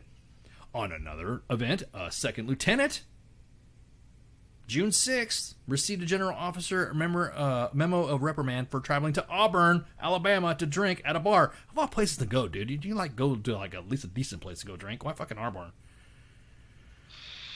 I guess he was going to the colleges there. I was about to say, that's probably what it was. Yeah, exactly. He was probably going to, hey, what's up, you know. June 13th, the staff sergeant received a field grade Article 15 administrative punishment for wrongfully traveling to a prohibited place and received reduction in rank to E5, 45 extra days, and an oral reprimand. Yeah, he got oral reprimand. He got his ass chewed out. General Donahoe could chew some ass. They probably have to see him. They probably have to see him every when he for each violation. Oh, that's an office I wouldn't want to walk in. No way, dude. Well, the first thing you'll see is a WTF Nation Radio and U.S. Army WTF Women's coin holder. But I mean, other than that, if you're not there for hanging out like we were, then you're screwed.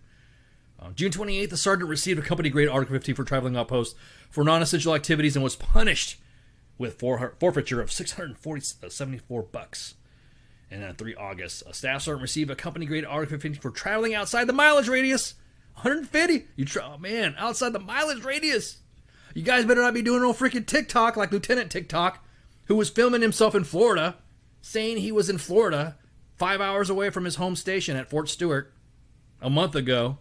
Right, TikTok? Lieutenant TikTok?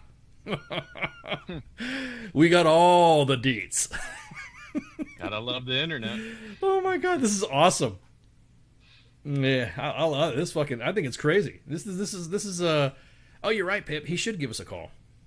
General Donahoe. I think we need to have him back on here to let us know what we're doing. We were in discussions already for me to do a visit, so I may fly down there to check it out. I have nothing against the general in general, but I do have questions about some of this punishment on the COVID. You have what? You have in general? What was that? Yeah, in general.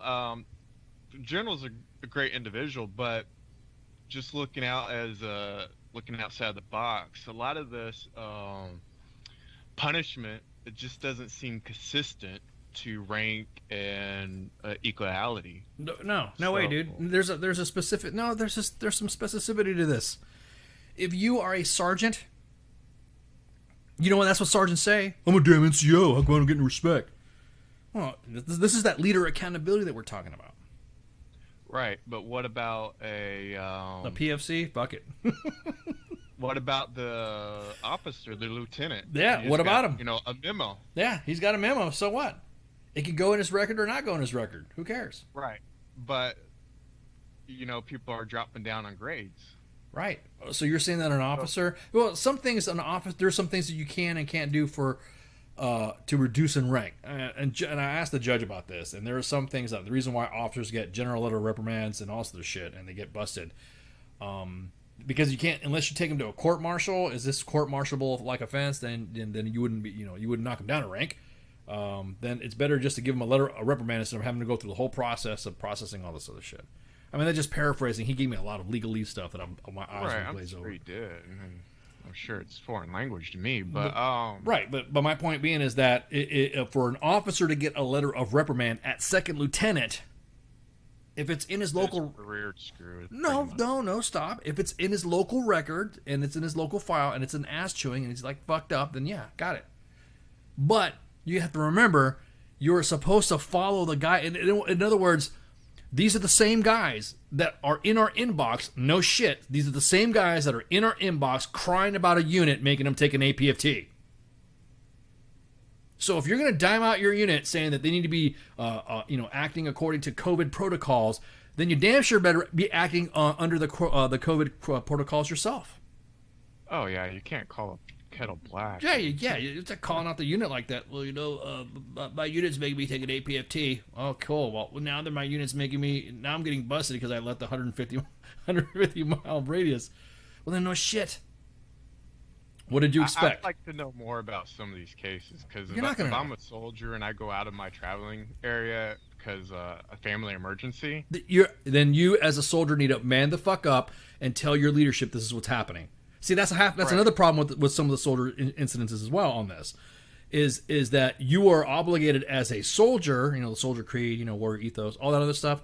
It is incumbent upon you to say, hey boss, my wife's family member or my dad or my mother or my sister, you bring it up. General Donnelly. You're supposed to, correct. Right. Your chain of command should do what's appropriate. Correct. There's sometimes that chain of command says, too bad, so sad. I usually think that once we get a hold of it, that doesn't happen. Once we get a hold of something like that, I mean, yeah, obviously it's pretty messed up that you have to go to U.S. Army WTF moments to rectify some shit like that. But generally, from what we're seeing in the inbox, those are just a few cases, man. It's not as. Yeah, I'm serious. I'm a soldier and they say too bad, so sad. I'm going to be like, okay, F you, I'm gone. Yeah, see you. Yeah, because I'd be the same way. As a matter of fact, there's been some incidences where I've done it as well. I've been kind of I'm out. And then once it was realized that it looked like I was doing something wrong and it was brought to I brought it to their attention because nobody would listen, then, okay, then yeah, okay, cool. Then we're good. But again, it's a two-way street when it comes to mentorship and leadership. You have to stand up and say, hey, but again, statistically from what we've seen, the large percentage of those cases have been handled. Like, oh shit, yeah, we got to go. We got to fix this. As a matter of fact, there are some installations there are some installations that have adjusted their COVID general order and restrictions for that, which, I getting a special pass to go 150, whatever. Yes, that's an extenuating circumstance. But generally, what I would do is each case would be a case by case basis. But you got to be careful though, because if you do for one, then you're going to have to do for the other. You know what I mean? Correct. It's a double-edged sword. Yeah, it definitely is a double-edged sword. But like I said, we've not really seen any. How do I say this? You're right when you're talking about the equity of what's happening. I've not seen. No, I'm just saying You don't know what the case is, too. Right. We don't know the details, but it just seems like, some people just lose rank and then pay, and then some people are on extra duty with just pay and no rank taken away. Well, if you looked at some of them were suspended too. Some of them were just an ass chewing. Some of it was just taking some money and then 45 days extra duty. You could do that's 100% completely authorized. But would you rather get court-martialed? Would you rather get bussed out? Would you rather be dismissed from the military?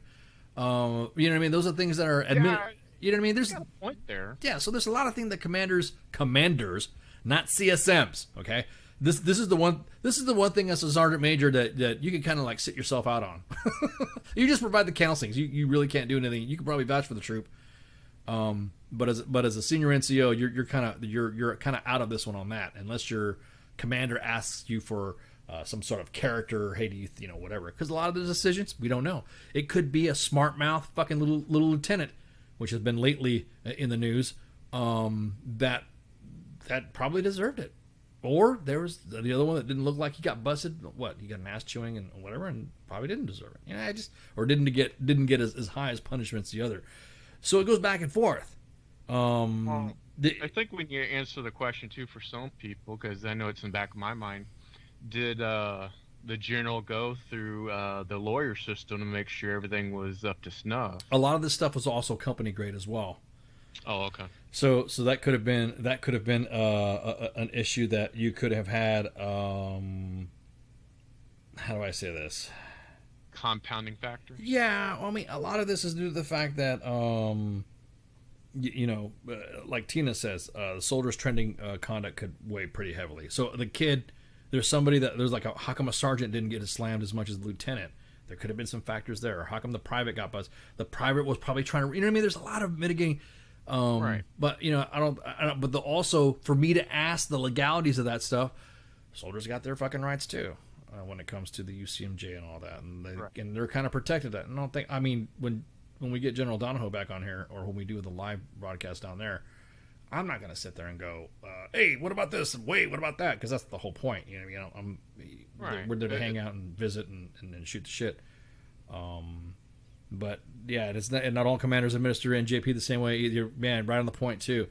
Some of them might just think, hey, recommended this. And there might be, for all we know, and this is just me, for all we know, because you got to remember, training environments do everything excessive anyways. Fort Benning is with the exception of a couple units, is a training post. So they probably were going to get something worse, and that was talked down. You know what I mean? There's not, what we've seen was probably the worst, or we've not seen, you know, what else they've done. So they could have been reduced and kicked out. We don't know that, and they just got what you see posted. You know what I mean? I'm just posting right now that General Donahoe's not playing.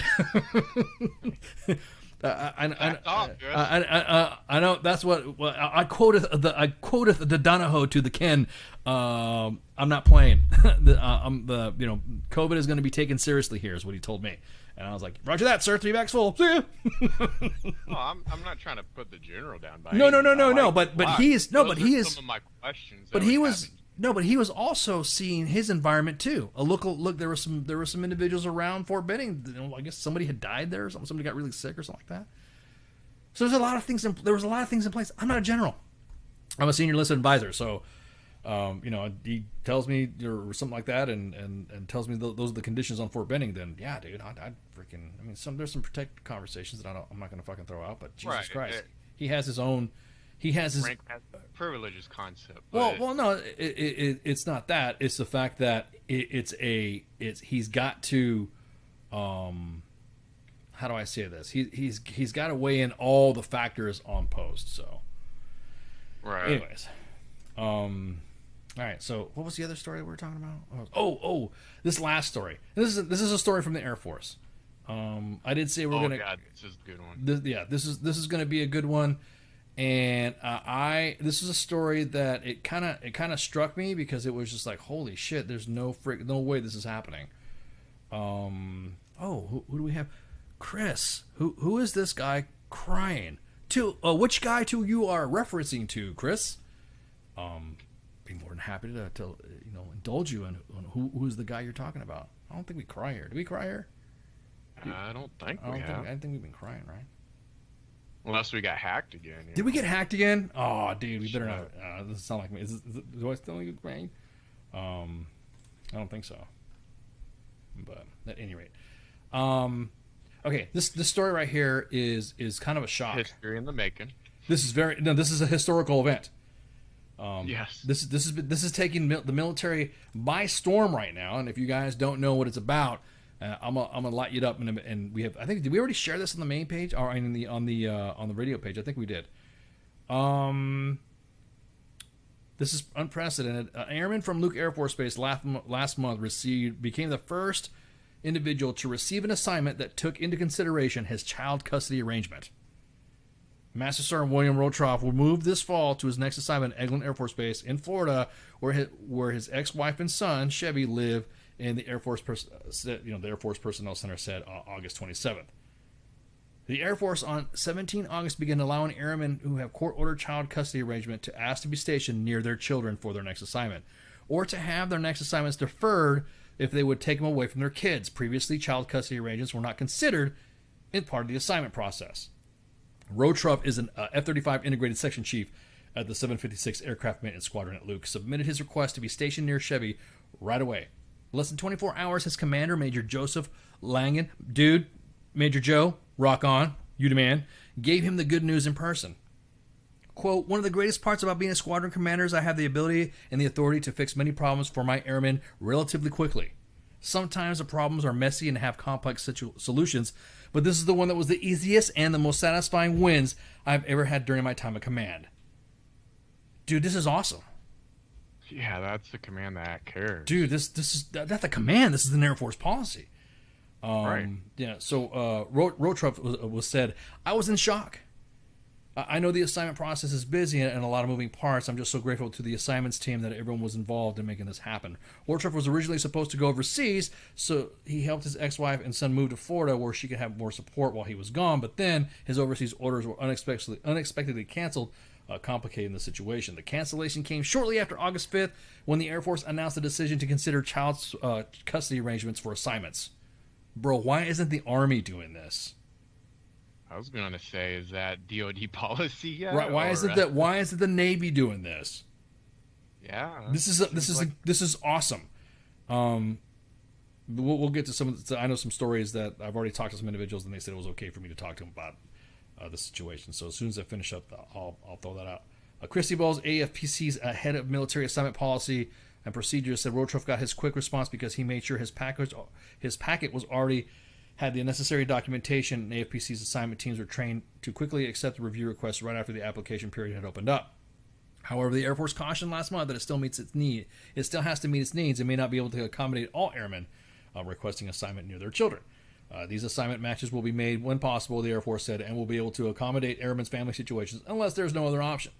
Rotruff said that it would be likely arrive to Florida just in time to in celebration of his son's 5th birthday, which will be a huge gift for them both. Rotruff said, everyone's situation is different, everyone's urgency is different, but it's a blessing this program exists. I'm thankful my son will be able to have his mom and dad. His happiness means the world to me. Dude! That's in the fields, man. And that's why we joined the military. God, dude, this is you know something like that, bro. It hits your heart. It does. Sure. No, so I asked one of my it was one of my friends that brought it up, and I was kind of like listening to him and hearing him out, and bro, he has said that if the Army had something like this, he would not have had some of the drama that he had while he was separated and divorced from his wife, or ex-wife, I should say. The custody, he was being stationed in Texas, and she lived in another state. I'm sure that would have been to a lot of. Just that. But he said that for something like that to read, he actually is like, God, my kid's almost grown. There's been some drama. I think personally, this in itself, there are specific years in a child's life, especially when there's two parents that are divorced. This is awesome. I know we discuss, everyone jokes around about, me and my 15 ex-wives. I'm a, custody enthusiast, I guess you'd say. I'm just joking. It sucks. It sucks when you're going through a process like that, and you have a little one, and you are serving, and you can't take him or her with you. You can't go to an assignment, or you're in a restricted assignment, and you can't do it.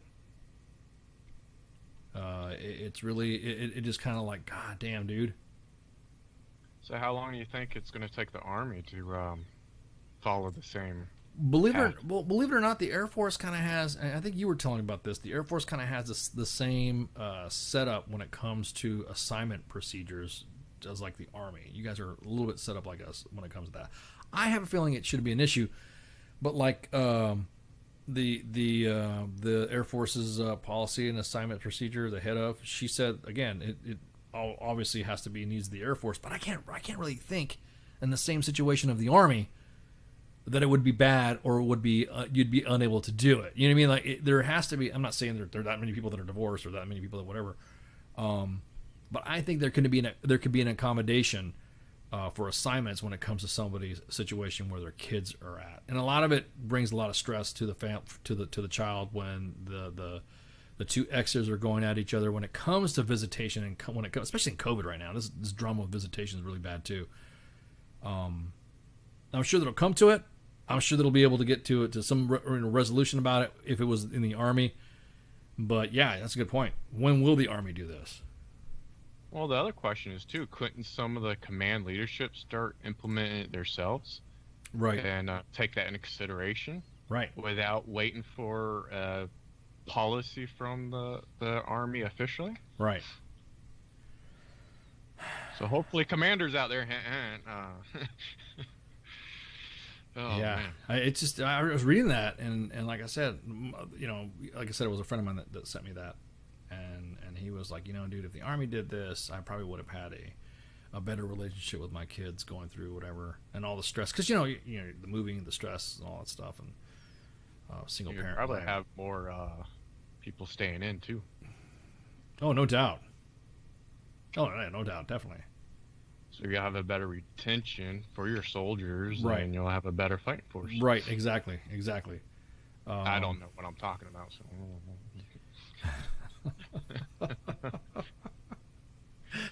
Oh man. Let's see. I'm just kind of like, was dropping jokes. Okay, I appreciate it. Do we make Spanky cry? She's upset. Whoa! Hang on. Whoa! Good job. Spanky's gonna go cry now. What happened? What happened? Yo! What was I? What am I reading in the chats? Oh, okay. You guys are breaking balls on my comments there. Okay. Trying to bring her back with some tacos. She likes the policy about able to put snacks in your uniform and not worry about getting yelled and chewed out. Yeah, you're talking about the snacks of the toaster snacks that yep. General Martin posted in his pockets. Yep. Exactly. That's a video I've seen in a long time. General Martin's awesome. Deputy Commanding General Tradoc. Okay, right. All right. So real quick, I told you guys that it would be today that I would be giving you some updates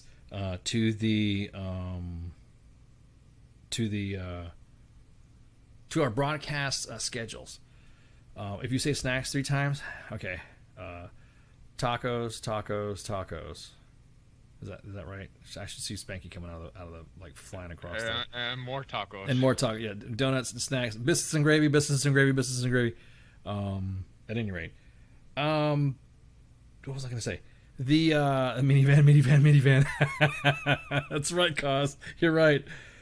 So there's been some scheduling updates. As you guys already know, I've already announced on Monday that Al has departed the station, is no longer a host on Kicking It with Cause, and in doing that, we're thinking about now having a change of our lineup to where now Saturdays and Sundays will be open, and then Friday will be Friday Night Freedom again.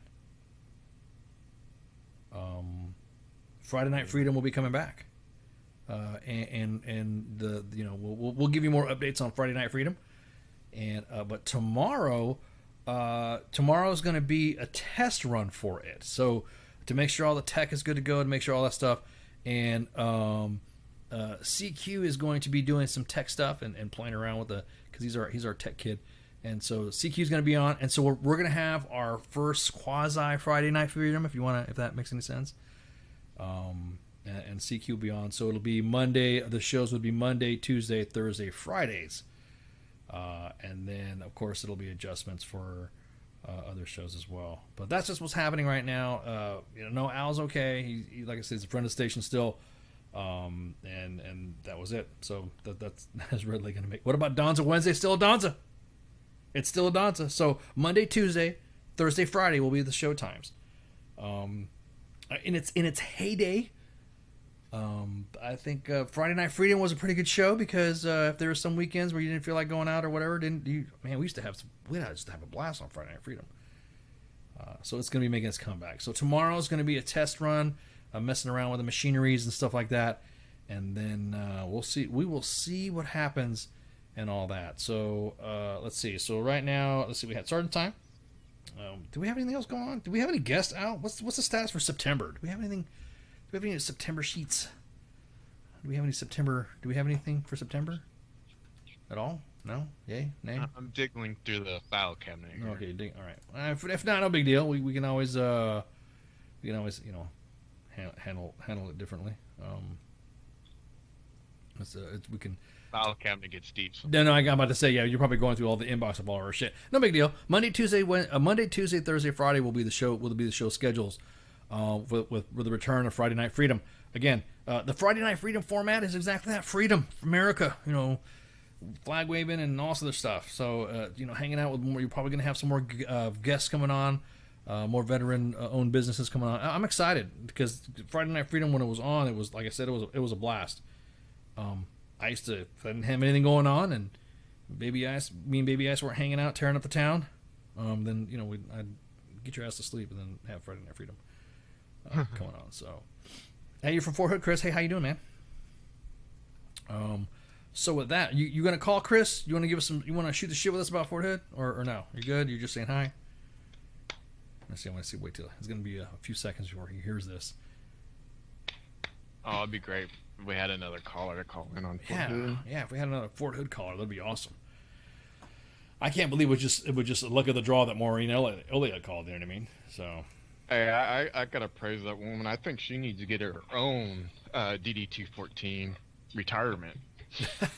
I think bullshit she's been I'm about doing. to say, dude, she's doing pretty good, man. She's killing it. Advocacy for soldiers and stuff like that is awesome.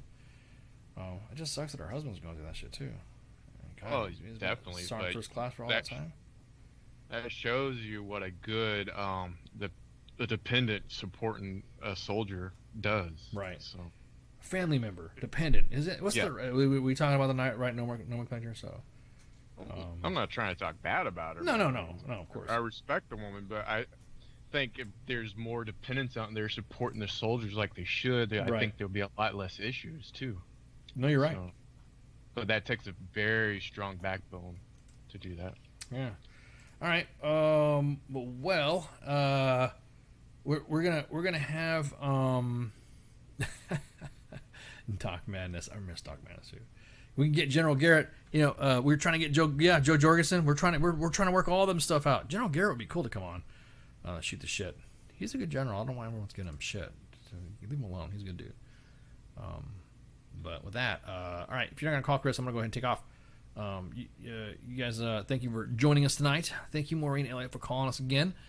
We will post and throw a podcast, throw your picks up there, and let everybody know, hey, this is what's going on, and we had a surprise guest. And with that. We'll close out. You got anything you want to say? Do you got anything you want to say? Sure. No, you're good. Not really today. I think we covered everything, and my blood's still boiling, so I gotta kind of. Yeah, I gotta calm down too. I really say right now. I'm pissed off too, dude. All right, y'all have a good night. Have a good one. Hey, this is SEAC retired John Wayne Troxel. You're listening to WTF Nation Radio, the station of choice for all of the badass MFers on the planet. The voice of U.S. Army, WTF Moments. This is WTF Nation Radio.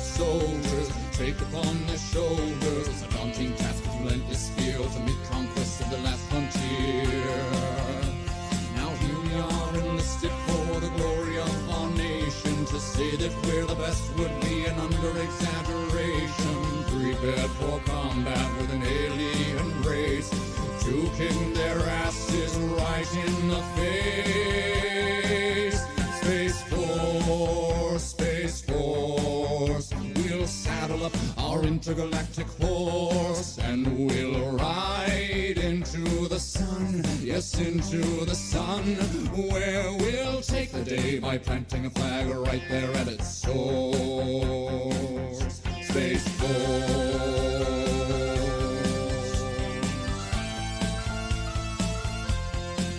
And now they say the they've discovered life up there on Mars. So let's blow it all to hell and then claim it for ours. We'll paint the moon red, white, and blue for no other reason than we wanted to. Oh, Jupiter, imagine what you could become. A stupid, pointless planet turned into a giant gun. And Russia, so sorry, have to burst your bubble. Be a good sport now, sit back, relax, and watch us through the hubble as we celebrate the greatness of the United Planets of America. Space Force, Space Force, we'll saddle up our intergalactic horse and we'll ride into the sun, yes, into the sun, where we'll take the day by planting a flag right there at its source. Space Force.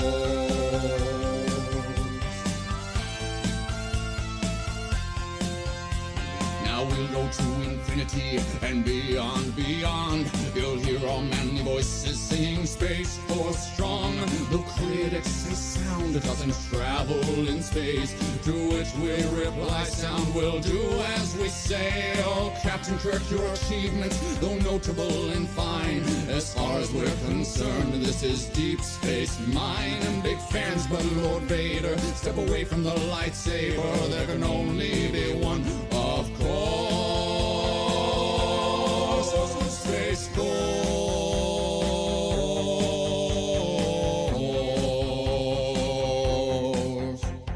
Ra-da-da-da-da-da, ra-da-da, ra-da-da, ra-da-da-da-da-da-da-da-dum-dum-dum-dum, ra-da-da-da-da-da, ra-da-da, ra-da-da, ra-da-da-da-da-da-dum-dum-dum-dum-dum-dum. Space Force, Space Force, we'll saddle up our intergalactic horse and we'll ride into the sun, yes, into the sun, where we'll take the day by planting a flag right there at its source. Space Force.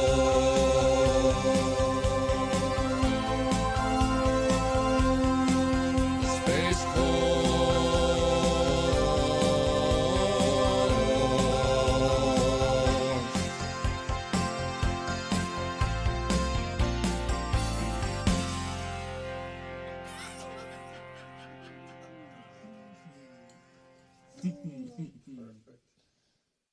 Good evening, boys and girls. This is Tim Kennedy. I'm a Special Forces sniper, a Ranger qualified Green Beret, a UFC fighter. Please listen to us and the shenanigans that we're going to say. We will insult you.